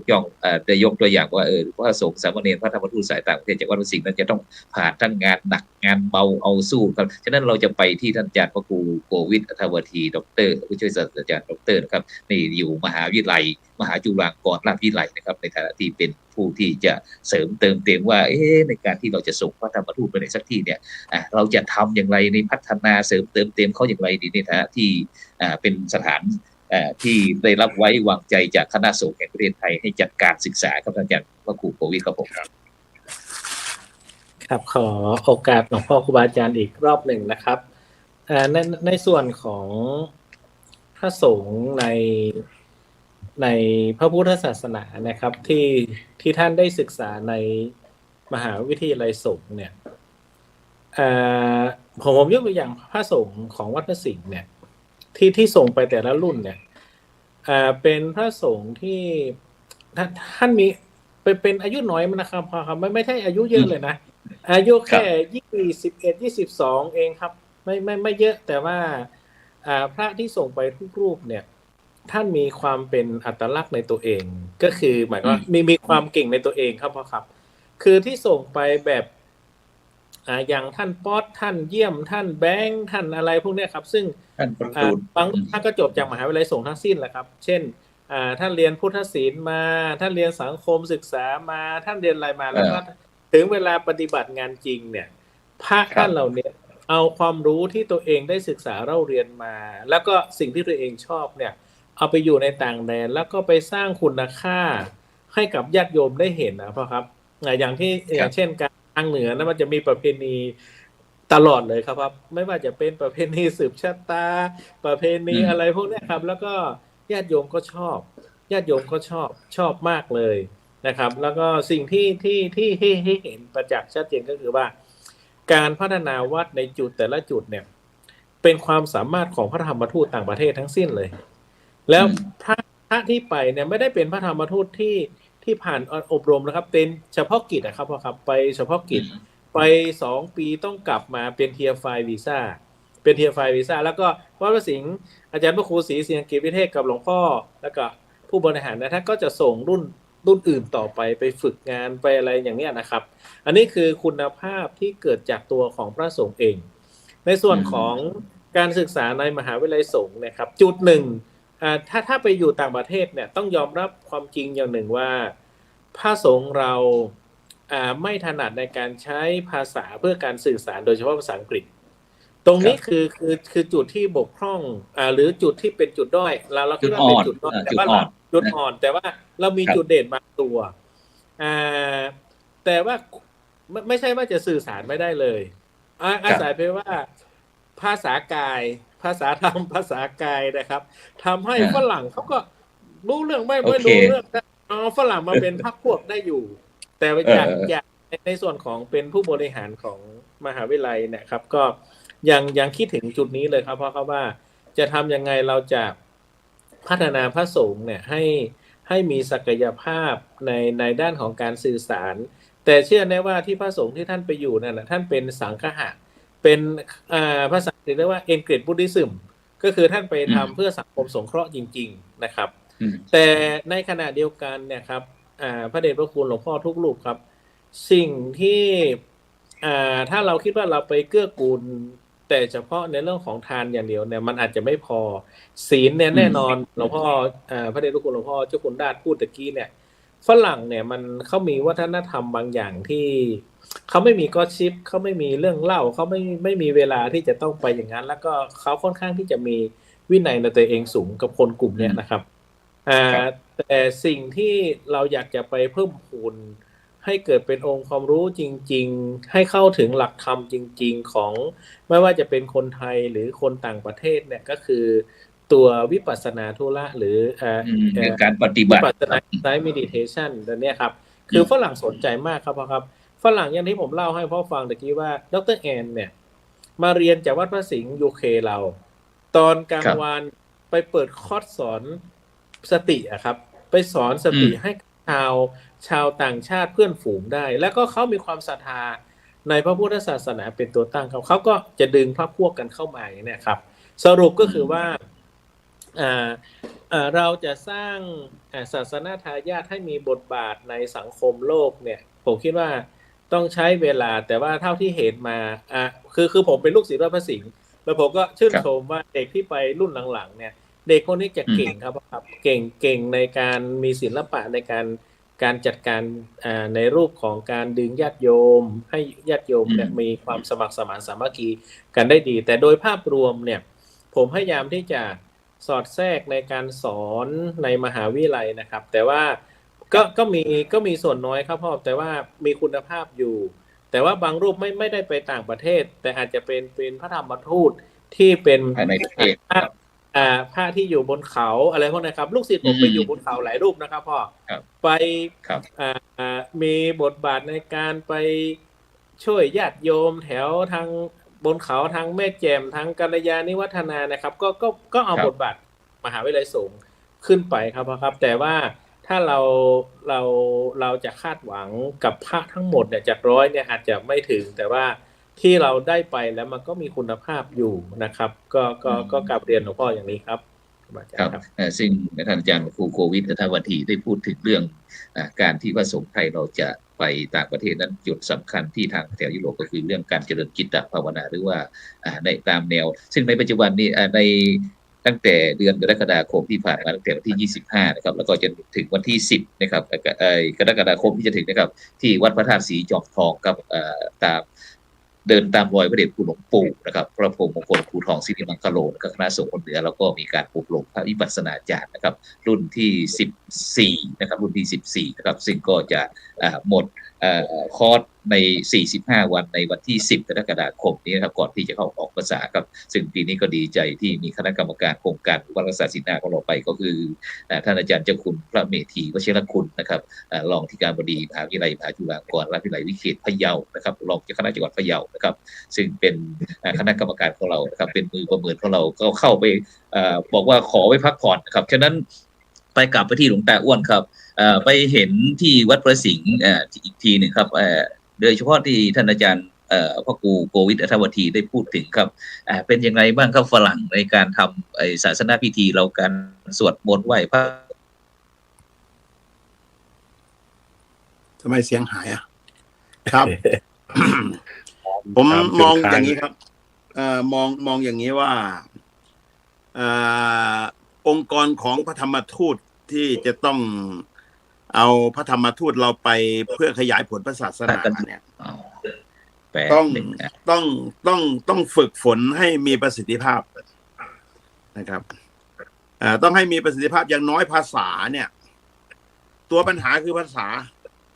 นะครับรู้ทั้งรู้แต่สอนไม่ได้ผมไปเจอฝรั่งคนหนึ่งเขาอ่านหนังสือมามากมายจนกระทั่งไม่รู้จะไปไหนเข้ามาวัดอยากจะรู้เอาหนังสือมาถามเอาอะไรมาถามบอกว่าอันนี้มันไม่คุณจะต้องไปปฏิบัติไม่ใช่คุณจะมาถามมันก็ได้แค่รู้แล้วก็ยังฟุ้งต่อไปโจทย์มันก็คือว่าพระธรรมทูตเราเนี่ยบางทีเก่งภาษาแต่ไม่เป็นวิปัสสนาครับคือผมไม่ต้องดูอะไรหรอกไม่ว่าพระธรรมทูตในเมืองหรือต่างประเทศเนี่ยไอ้ที่เผยแผ่กันทุกวันเนี่ยถ้ามันได้ผลเรียกว่ามีผลสำเร็จหรือประสิทธิภาพเนี่ยมันจะต้องเห็นเป็นรูปธรรมเรื่องใดเรื่องหนึ่งขึ้นมาเหมือนมหาบวรเนี่ยที่ทำเรื่องสังฆาเพื่อสังคมเนี่ยมันเห็นว่าสมาชิกเขาไหลเข้ามาเพื่อเขามองเห็นประโยชน์ผมอยากให้พระสงฆ์เราเนี่ยดูที่ประสิทธิภาพธรรมทูตทำทุกปีทั้งอำนวยทั้งปฏิบัติการทั้งอนุจรไปทุกปีไปจนกระทั่งกลายเป็นธรรมเนียมจนกระทั่งไม่สามารถพิสูจน์ผลสำลิดได้เลยว่าไปแล้วได้อะไรในเมืองไทยเนี่ยธรรมทูตยาวนานมาแล้วนะแล้วก็มันก็ดีกว่าไม่ได้เห็นไอ้นั่นมันก็แค่นั้นผมอยากให้มันสำเร็จมีผลสำเร็จเป็นที่ประจักษ์ในเรื่องหนึ่งอันนี้ไม่ได้หมายความว่าอันนี้ความต้องการผมนี่ผมฝากไปถึงนู่นน่ะหลวงพ่อมหาเถรสมาคมน่ะต้องกำหนดแผนให้ชัดเจนนะว่ายุคนี้มันจะไปทางไหนสื่อสารลุคนี้เนี่ยคนรู้เรื่องไหมนะไปโดยธรรมเนียมหรือไปแค่เพียงถึงปีก็ไปที่ในโรงเรียนที่ไปนะมันได้อะไรกลับมาบ้าง มันได้ศรัทธามันได้ความรู้สึกว่าพระศาสนาของเราไหมหรือยิ่งไปแล้วยิ่งห่าง ยิ่งไปยิ่งไกลอันนี้เมืองไทยนะส่วนต่างประเทศเนี่ยถ้าอยากจะให้ชัดเจนต้องเอาภาษาได้ก่อนเพราะภาษาจะเป็นตัวนำหน้าแล้วก็อธิบายส่วนเอาว่าจะนำภาษาเนี่ยว่าเมื่อมันไปไม่ได้ค่อยว่ากันนะแล้วสำคัญคือเมื่อไปอยู่ต่างประเทศอย่าหลอมละลายง่ายๆคำว่าหลอมละลายง่ายคือในสังคมของเมืองนอกมันมาตรฐานสูงแล้วมันมีอะไรต่ออะไรหลายสิ่งหลายอย่างนะที่จะดึงเราไปผมเห็นพระเนี่ยไปดูดวงให้โยมไปเจิมบ้านโยมไปไล่ผีให้โยมหรือว่าเอาวันเกิดโยมสวดมนต์ให้เรานะมันนี่ครับโยมก็เลยยังไม่มีสติปัญญาพอเพียงบางวัดตั้งแต่พศ2511ตั้งมาปัจจุบันนี้วัดยังดูไม่ได้เลยคุณดูทั้งที่เคยมีครูบาอาจารย์ใหญ่ๆที่ไปนะอันนี้ให้พูดเรื่องนี้ต้องพูดเรื่องนี้นะคือความชัดเจนมันต้องอยู่ที่เราถามว่าเรามั่นใจไหมว่าพระพุทธเจ้านี่เป็นที่พึ่งของเราจริงๆไอ้คนสอนนี่ยังไม่มั่นใจอะไรเลยก็สอนไปตามลมเลยมันก็เลยไม่เกิดผลเป็นที่ประจักษ์ไงไอ้ที่ทุกวันเนี่ยคนสอนแต่ละองค์นี่ถามว่ามั่นใจตัวเองในคำสอนพุทธเจ้าได้ขนาดไหนบางทีมันยังไม่ได้มั่นใจอะไรแล้วจะเอาอะไรไปให้เขาจะออกต่างประเทศมันต้องเตรียมตัวให้ดีกว่าใครๆเลยผมบอกแล้วอย่างน้อยภาษาให้ได้แล้วก็ความมั่นใจว่าพุทธเจ้าเป็นของเราจริงๆเราชัดเจนจริงๆนะไปสอนด้วยรับรองว่าได้ผลผมเคยครูบาอาจารย์ว่าคนที่ไม่ได้เคยมีสมาธิจะไปสอนสมาธิให้เขาทำสมาธิได้อย่างไรครูบาผมบอกเองนะเพราะฉะนั้นหลายปีที่ดำเนินการพระธรรมทูตรุ่นต่อรุ่นเองบางเราได้ประเพณีเราได้พื้นที่แต่เรายังไม่ได้เกี่ยวกับเรื่องความรู้หรือตัวสติปัญญาที่จะทำให้เกิดความเข้าใจซึ่งเป็นสาระหลักของพระพุทธศาสนาเพราะนั้นในเมืองไทยเป็นหน้าที่ของมหาเถระที่จะต้องกำหนดทิศทางให้ชัดเจนว่าจะสอนเรื่องอะไรจะเอาอะไรหรือจะให้มันเป็นไปอย่างนี้เมืองนอกต้องฝึกฝนกันอย่างหนักไม่ใช่ต้องการแต่เฉพาะพาสปอร์ตใบเงินนะต้องเอาให้มันเข้าใจและมั่นใจตัวเองว่านี่คำสอนพระเจ้าจริงๆนะและสามารถตอบได้สื่อสารได้อย่างนี้ไปได้เลยนะรับรองว่าพระพุทธศาสนาผมได้เอาปริวาสกรรมไปที่วัดมัชฌิมารามครั้งนี้ผมไปคุมเองนะครับผมโยมเข้ามาวัดแทบไม่มีที่นั่งนะแล้วเราได้สอนเรื่องโดยมากปัญหาไม่มีอะไรหรอกเรื่องผัวเรื่องไปอยู่นานๆก็ไม่มีคนคุยด้วยก็คิดไปมโนไปอะไรไปผมยังอยากจะจัดเป็นสำนักงานแล้วก็ให้เขามาพบทีละคนเหมือนหมอเรียกพบแล้วว่านี่เป็นโรคจิตเรื่องอะไรไปเรื่องวิปัสสนาญาณ16นามรูปกำหนดรู้ได้ไหมไปว่าไปอันนี้เรื่องแนวทางปฏิบัติว่าไงอาจจะสวดบนเอายังไงไปมันจะได้ตรงกับโจทย์นะอยากจะทำอย่างนี้ด้วยซ้ำไปที่เมืองนอกให้มันเป็นคล้ายๆกับเราไปขอวีซ่าใช่ไหมเอาองค์นี้ไปห้องนี้องค์นี้ไปห้องนี้องค์นี้ไปห้องนี้องค์นี้ไปห้องนี้เพื่อให้มันตรงกับสิ่งที่เขาต้องการแต่โดยมากสภาพนี่คือคนที่อยู่ในประเทศในที่ไปอยู่ในเมืองนอกนี่โดยมากจะมีปัญหาแค่พื้นแต่พระเราก็ให้แค่พื้นแต่ไม่สามารถให้เขายืนด้วยปัญญาของพระพุทธศาสนาอย่างจริงจังอันนี้ผมก็เลยถวายว่าจะต้องทำความชัดเจนแล้วก็เรื่องภาษาต้องให้ชัดแล้วจึงจะไปแล้วจะได้คนของเขามาไม่ใช่ว่าไปแล้วก็ถูกหลอมละลายจากที่เราจะเป็นหลักก็เลยกลายเป็นส่วนประกอบของเขาไปเลยไม่ตั้งหลักไม่ได้สักทีก็เลยมีแต่ส่วนประกอบไปทั้งนั้นแทนที่จะไปเป็นยืนหลักให้เขาเห็นความชัดเจนของพุทธศาสนาในต่างแดนก็เลยไม่เห็นทั้งที่เรามีนะทั้งที่เรามีแล้วก็ต้องทำได้ด้วยครับถวายแค่นี้ครับเดี๋ยวจะมีผลกระทบต่อ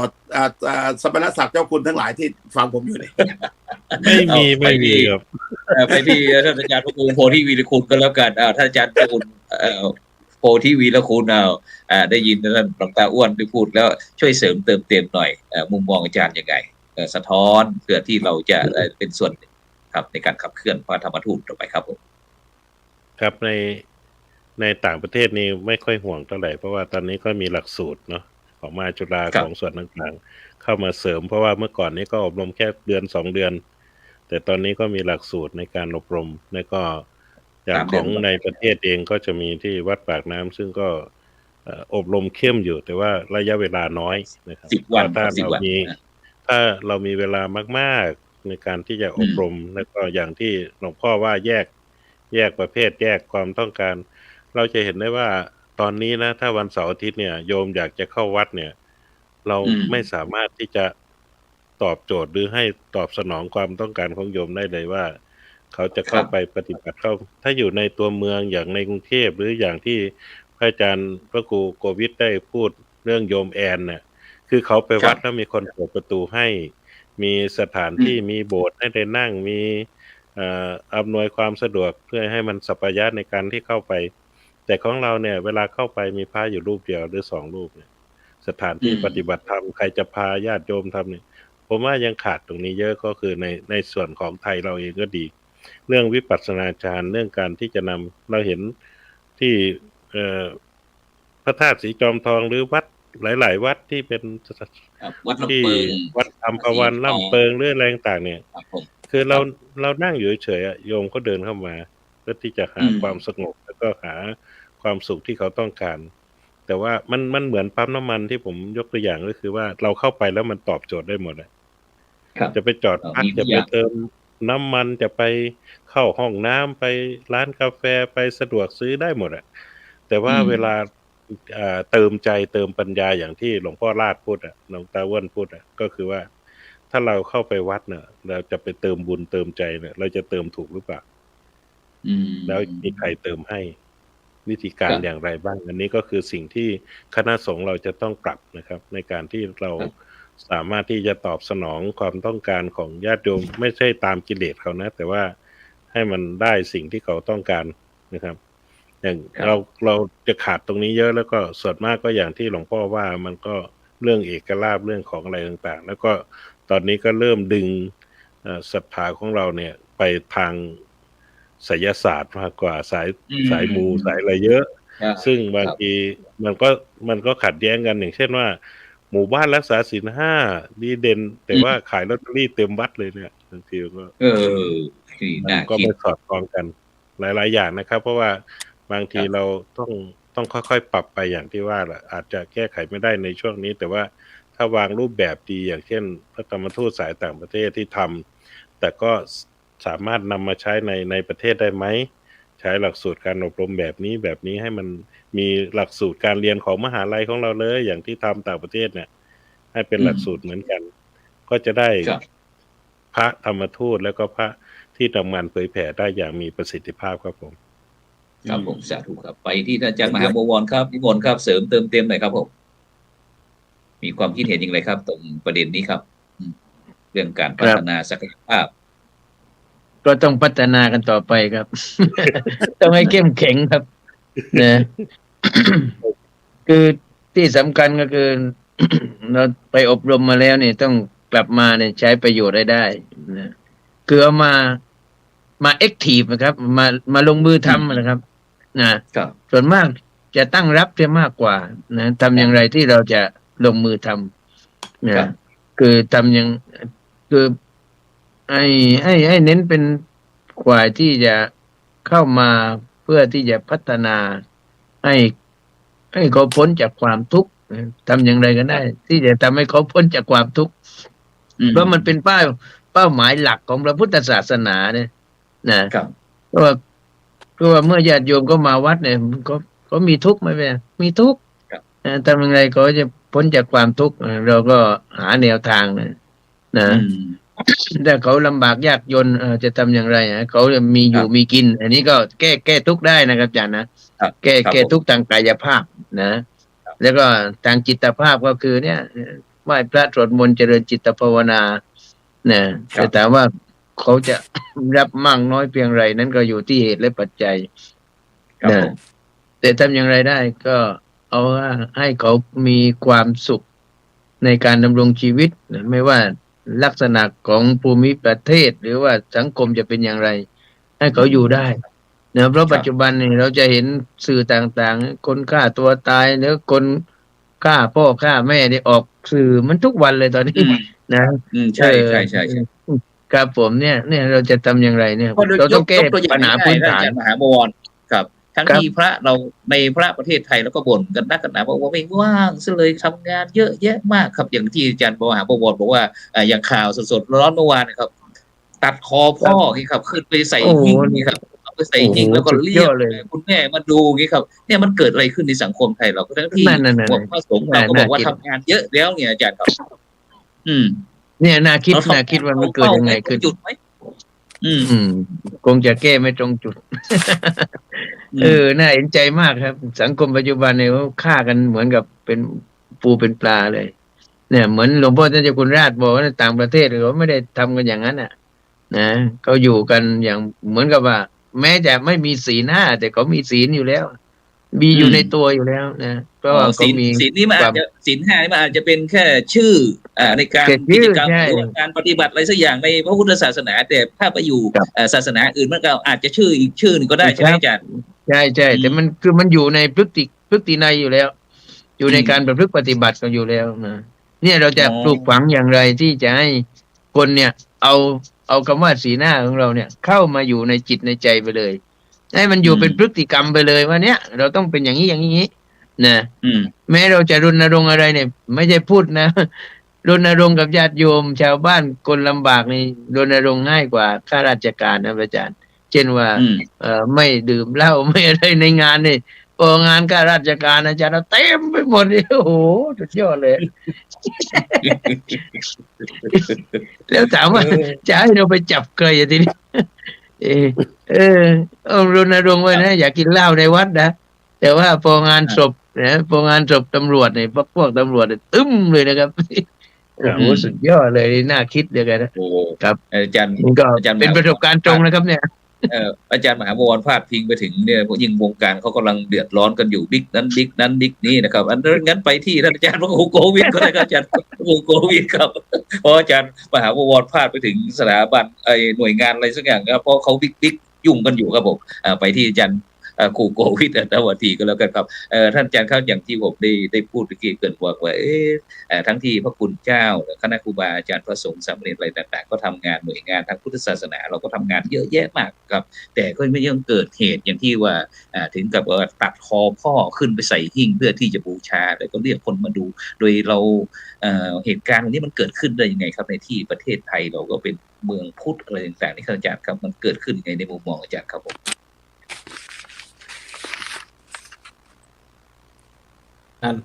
หลวงพ่อครูบาอาจารย์ครับผมคิดว่าสังคมไทยเนี่ยเป็นสังคมที่เราเปิดทุกอย่างท่านอาจารย์ครับเราเปิดทุกอย่างเราเปิดทั้งสื่อทั้งอะไรทุกอย่างคือหมายความว่าประเทศไทยเนี่ยอยากจะรู้อะไรกับโลกเนี่ยรู้หมดเลยครับผมเคยไปที่ประเทศเพื่อนบ้านนะไม่ต้องบอกประเทศไหนนะเพื่อนบ้านเนี่ยเขาเสพข่าวจากบ้านเราเนี่ยเขาไกด์เขาเล่าให้ฟังว่าเรื่องบางเรื่องในประเทศเขาเนี่ยเขาอยู่ในประเทศเขาไม่รู้เรื่องเลยที่เกิดเหตุการณ์หรือสมมติว่ามีการฆ่าการตายหรืออะไรเขาจะปิดข่าวไม่ให้ภาพของสังคมเนี่ยมันออกไปกว้างแล้วก็เขาก็ไม่ค่อยมีข่าวประเภทนี้จริงแต่ของเราเนี่ยเหมือนเขาว่าเขาเห็นภาพในส่วนที่เราเป็นเนี่ยเขาเห็นภาพชัดเจนมากทีนี้เราก็ต้องย้อนกลับมาดูบริบทบ้านเราเนี่ยเราต้องยอมรับความจริงอย่างหนึ่งครับว่าคำว่าพุทธศาสนิกชนเนี่ยเนื้อแท้ของความเป็นชาวพุทธเนี่ยหลวงพ่อครูบาอาจารย์เราก็เป็นพระไปสอนในโรงเรียนเนาะผมก็สอนโรงเรียนสอนไม่รู้เท่าไหร่แต่ว่าผลผลิตที่เราสอนออกไปเนี่ยกลายว่าเมื่อเด็กมันออก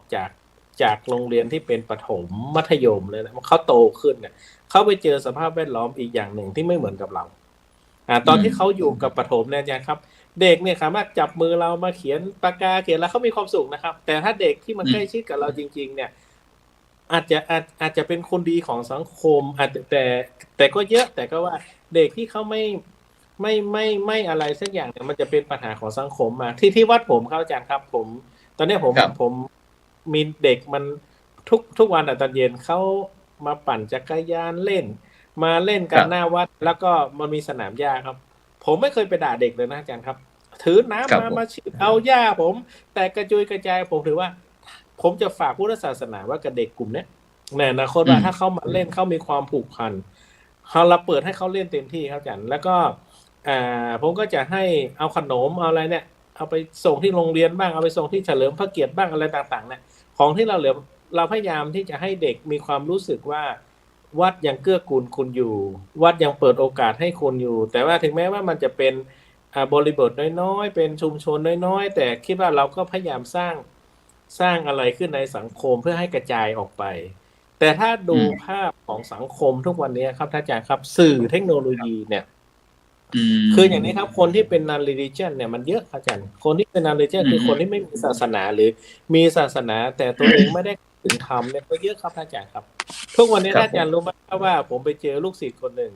เขามีอาชีพในการใส่บาตรออนไลน์นะอาจารย์มีใส่บาตรออนไลน์ด้วยนะบ้านเราเนี่ยครับใส่บาตรออนไลน์คืออย่างนี้ครับถ้าสมมติว่าผมอยู่แล้วผมก็จะเปิดเพจเปิดเฟซเนี่ยว่าใครอยากจะทำบุญบ้างชุดละ70 บาท90 บาทเขาก็จะโอนเงินมาให้อาจารย์ครับแล้วก็อุทิศส่วนกุศลให้พร้อมนะเวลาเราซื้อของมาก็ถ่ายรูปให้เขาดูใส่บาตรให้พระเนี่ยแล้วก็ถ่ายรูปถ่ายอะไรแล้วชื่อเขาเนี่ยเขาก็ได้บุญครับอาจารย์เขาถือว่าเขาได้บุญเขาไม่มีโอกาสไปใส่บาตรครับอาจารย์คนในสังคมเมืองเนี่ยมันเป็นเรื่องแปลกแล้ววันนึงเขาหาเงินได้เป็นพันบาทนะครับอาจารย์ตอนเช้าเนี่ยนี่คือใส่บาตรออนไลน์ที่สังคมไทยเนี่ยเขาก็ยังมีประเภทนี้อยู่แต่ว่าอีกกลุ่มหนึ่งเนี่ยเราต้องยอมรับว่าเราเข้าไม่ถึงครับอาจารย์เราเข้าไม่ถึงกลุ่มที่ว่าจะมีการศึกษาเลยถ้าอาจารย์เล่าเนี่ยบางทีไม่ใช่ว่าคนที่ไม่มีการศึกษานะครับบางทีมีการศึกษาแต่ว่าเขาไม่ได้ลึกซึ้งในธรรมผมก็เลยใช้คำพูดว่าไม่เห็นทุกข์ไม่เห็นธรรมคนบางคนเขาไม่เคยเห็นทุกข์กันเขาเลยไม่รู้ว่าธรรมะคืออะไรแต่คนที่เขาอยู่กับความทุกข์ตลอดเนี่ยเขาจะเห็นธรรมะคนนึงจะเข้าถึงธรรมะได้ง่ายแต่คนอีกสังคมหนึ่งเขาไม่เห็นทุกข์เนี่ยเขาไม่เห็นทุกข์เขาไม่เห็นธรรมหรอกครับอาจารย์เขาก็คิดว่าชีวิตเนี่ยเขาไม่มีอะไรแล้วชีวิตเขาไม่ได้ลำบากอะไรอย่างเนี้ยในสังคมก็เยอะครับอาจารย์ทีนี้ในส่วนของพระสงฆ์เราเองเนี่ยผมคิดว่าพวกเราก็ทำงานกันเต็มที่นะไม่ใช่ไม่ทำงานนะครับแต่ว่า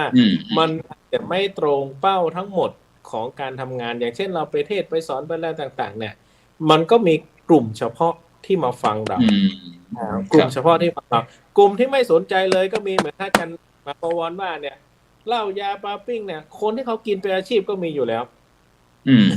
เขาคือทุกวันเขาต้องกินเป็นอาชีพเป็นอาชีพเลยเหรออาชีพเลยครับเป็นอาชีพการกินทุกวันแล้วทีนี้เราจะไปสอนทำคนกลุ่มนี้เนี่ยลำบากครับอาจารย์ถ้ามันจะเกิดขึ้นก็ต่อเมื่อเขาเกิดอุบัติเหตุหรือเขามีเรื่องต่างๆในชีวิตเขาเนี่ยตรงนั้นเขาจะมีสติขึ้นมาเขาจะเห็นคุณค่าครับอาจารย์ตราบใดที่สิ่งเหล่านี้ไม่ได้เกิดขึ้นกับตัวเขาสังคมที่เขาอยู่หรือ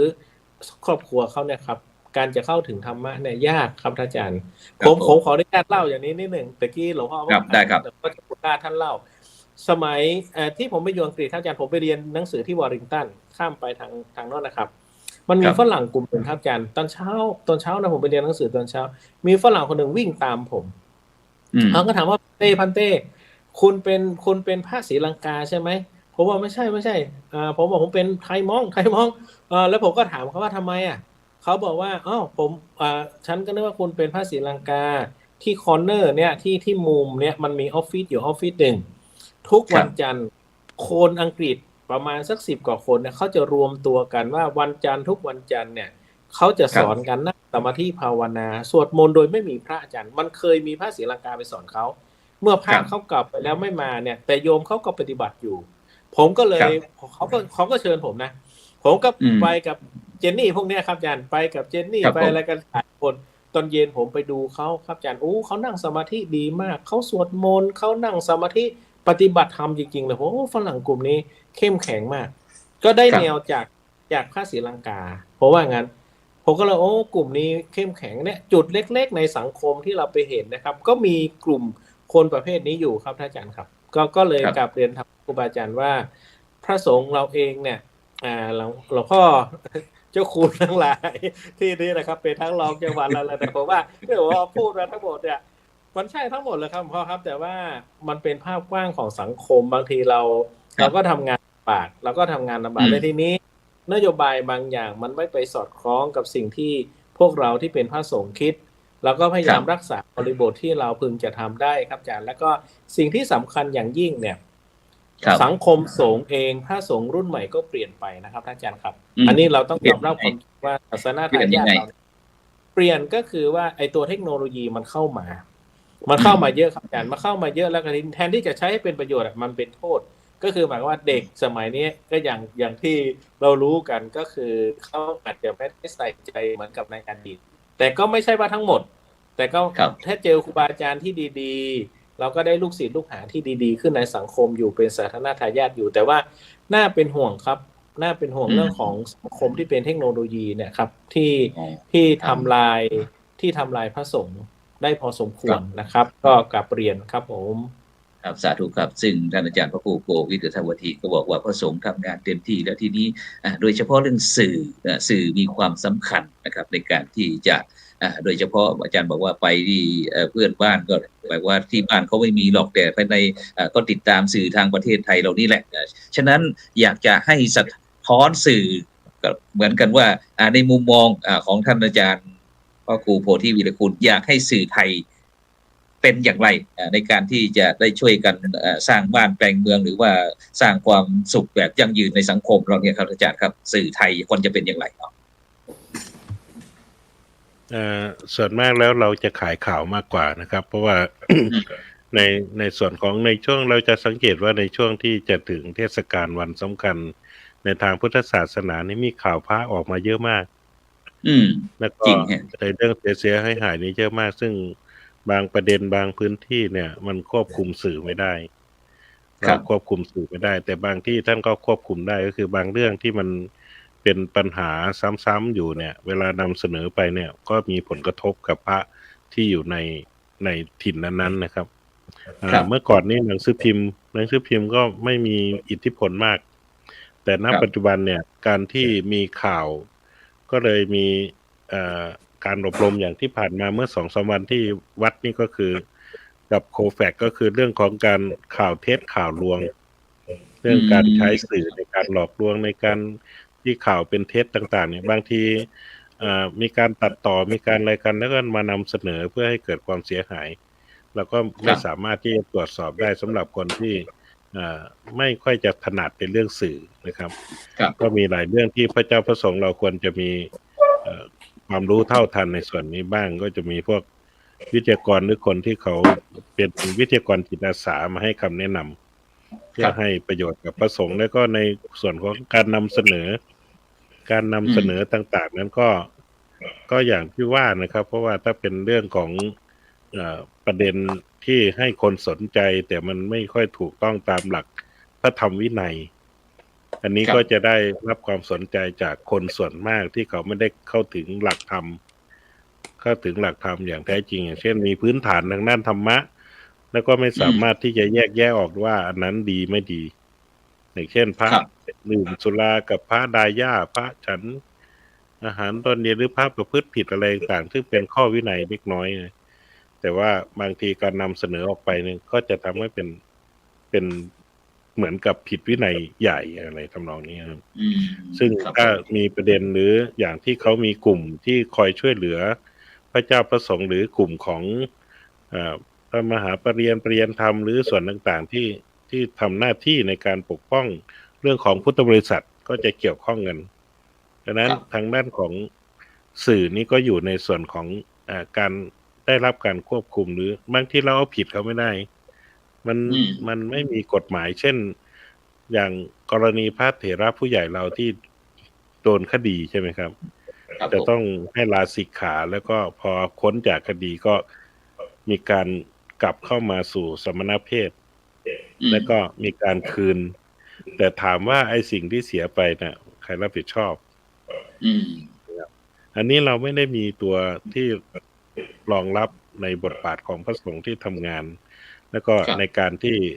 ผลกระทบที่เกิดขึ้นว่าเมื่อมีส่วนที่กระทบกับพระเจ้าพระสงฆ์แล้วเนี่ยมันไม่ได้มีกฎหมายรองรับที่ชัดเจนว่าบางทีเราก็ไปเน้นเรื่องอะไรที่มันไม่ใช่ประเด็นหลักไปเข้มงวดในบางเรื่องที่มันไม่ได้นั่นเต็มที่แต่ว่าอย่างเช่นเรื่องการอันนี้ไม่ได้พาดพิงนะอย่างเช่นการทำหนังสือเดินทางกับการรับรองพระเจ้าพระสงฆ์ที่เป็นพระสงฆ์จริงเนี่ย ความจริงมันถ้ามีบัตรประชาชนมีอะไรต่างๆมันตรวจสอบได้เนี่ยก็เป็นพระอยู่แล้ว พาสปอร์ต จะไปพลาดพิงเดี๋ยวโดน บางทีเรื่องบางเรื่องนะครับ ก็ถ้าเราใส่ใจแล้วก็ได้ให้ความสำคัญเนี่ย ผมว่าเรื่องบ้านเมืองก็สำคัญ เพราะว่าถ้าเป็นข้อกฎหมายข้ออะไรร่วมกันเนี่ย ก็จะทำให้พระสงฆ์นั้นมีการคุ้มครองแล้วก็มีการรักษาพระเจ้าพระสงฆ์ที่ทำบทบาทหน้าที่แล้วก็ให้กำลังใจ ส่วนมากแล้วไม่ค่อยได้ให้กำลังใจอ่ะส่วนมากก็จะเป็นนอกจากทำเป็นทีมนะครับ แล้วก็หลายรายการที่ดีๆเนี่ย ก็ไม่มีรายการที่จะนิมนต์พระเจ้าพระสงฆ์แบบนี้มาออกรายการและมาพูดคุยกัน ก็มีเฉพาะแบบนี้ที่มาคุยกัน แล้วก็แต่ละรูปที่นั่งอยู่เนี่ยแต่เป็นหูสุดยอดนะครับ ก็คือทำงานเพื่อประชาชนเพื่อสังคมเพื่อชุมชนเพื่อพระศาสนา แต่ว่าโอกาสที่จะไปเผยแผ่แนวความคิดแบบนี้ที่อื่นมีไหมอันนี้มันไม่มีช่องสำหรับเรา มันไม่มีสนามไม่มีเวทีสำหรับในการที่ทำไม่มีโอกาสไม่มีโอกาสอย่างที่หลวงพ่อวัดบึงว่าข่าวดีเสียเงินข่าวชั่วลงฟรีข่าวดีเสียเงินที่ว่านะก็คือตอนนี้มันทุกคนเป็นสื่อแต่ว่าความรับผิดชอบก็คือส่วนมากคนไทยจะแก้ไขปัญหาปลายเหตุอย่างตอนนี้นะครับพระเดชทุกคนหลวงพ่อหลวงตาอ้วนครับผมเขาหาสถานที่ในการที่จะรักษาพวกบำบัดยาเสพติดภายในวันที่8นี้ต้องให้ได้พวกที่การามอีกแล้ว เขาก็ติดต่อมาอยู่แต่ยังไม่รับ เดี๋ยวมันถือมีดมาไล่เจ้าวาดที่ละ100 คนคิดดูนั้นเป็นการแก้ปัญหาปลายเหตุแล้วก็บางทีถ้ามีข่าวอะไรขึ้นมาเนี่ยผมสงสารพระเราก็คือว่าคนที่เข้ามาบวชในช่วงเข้าพรรษาหรือเป็นพระนวากาศเนี่ยมันผ่านมาทุกอย่างแล้วนะครับ แล้วก็บวชมาไม่ใช่ว่าจะปรับให้มันเป็น คนดีหรือเป็นพระดีขึ้นมาภายในพริบตานะครับไอ้ที่เขาสั่งสมมานานๆเนี่ยมันจะระเบิดขึ้นที่วัดตอนไหนผมว่าของเราหน้าพระเดชพระคุณหลวงพ่อราชก็ต้องระวังนะครับ รักษาเนื้อรักษาตัวก็ให้กำลังใจกันไปครับผมว่าอะไรที่เราทำได้เราก็ทำอะไรที่ทำไม่ได้ก็ปล่อยเป็นหน้าที่ของเป็นโลกเป็นอะไรก็ไปเป็นตามกรรมนะครับให้กำลังใจทุกท่านครับผมไปที่อาจารย์มหาวรครับสื่อไทยอย่างไรดีครับยุคนี้ครับผมไปอยู่ประเทศมาเลเซียเนี่ยผมดูข่าวดูอะไรข่าวที่ไม่ดีเขาจะไม่ออกนะครับแต่แปลกกับประเทศไทยเนี่ยอะไรข่าวที่เป็นฝ่ายลบเนี่ยเขาจะเอามาเผยแผ่ดังนั้นมันก็อยู่ที่การสื่อสารว่าอะไรที่ดีมีประโยชน์ให้เราเผยแผ่ออกมานั้นก็เรียกว่าประกาศคุณงามความดีเพราะอะไรก็เลยเอาสิ่งที่ดีๆมาเผยแผ่เหมือนกับเนี่ยธรรมะเป็นทีมเนี่ยเอากิจกรรมดีๆที่คณะสงฆ์ได้กระทำแล้วนำมาเผยแผ่ญาติโยมรู้โยมพระทำอะไรบ้างเนี่ยพระเห็นเขาบอกว่าพระไม่ทำอะไรเลยอย่างเงี้ยครับดังนั้นเนี่ยกิจกรรมต่างๆเนี่ยมันอยู่ที่การประชาสัมพันธ์นะครับคือ PR นะแล้วก็ถ้า PR ดีมีประโยชน์เนี่ยมันก็สำลิดผลนะครับนะยิ่งถ้าใครทำความดี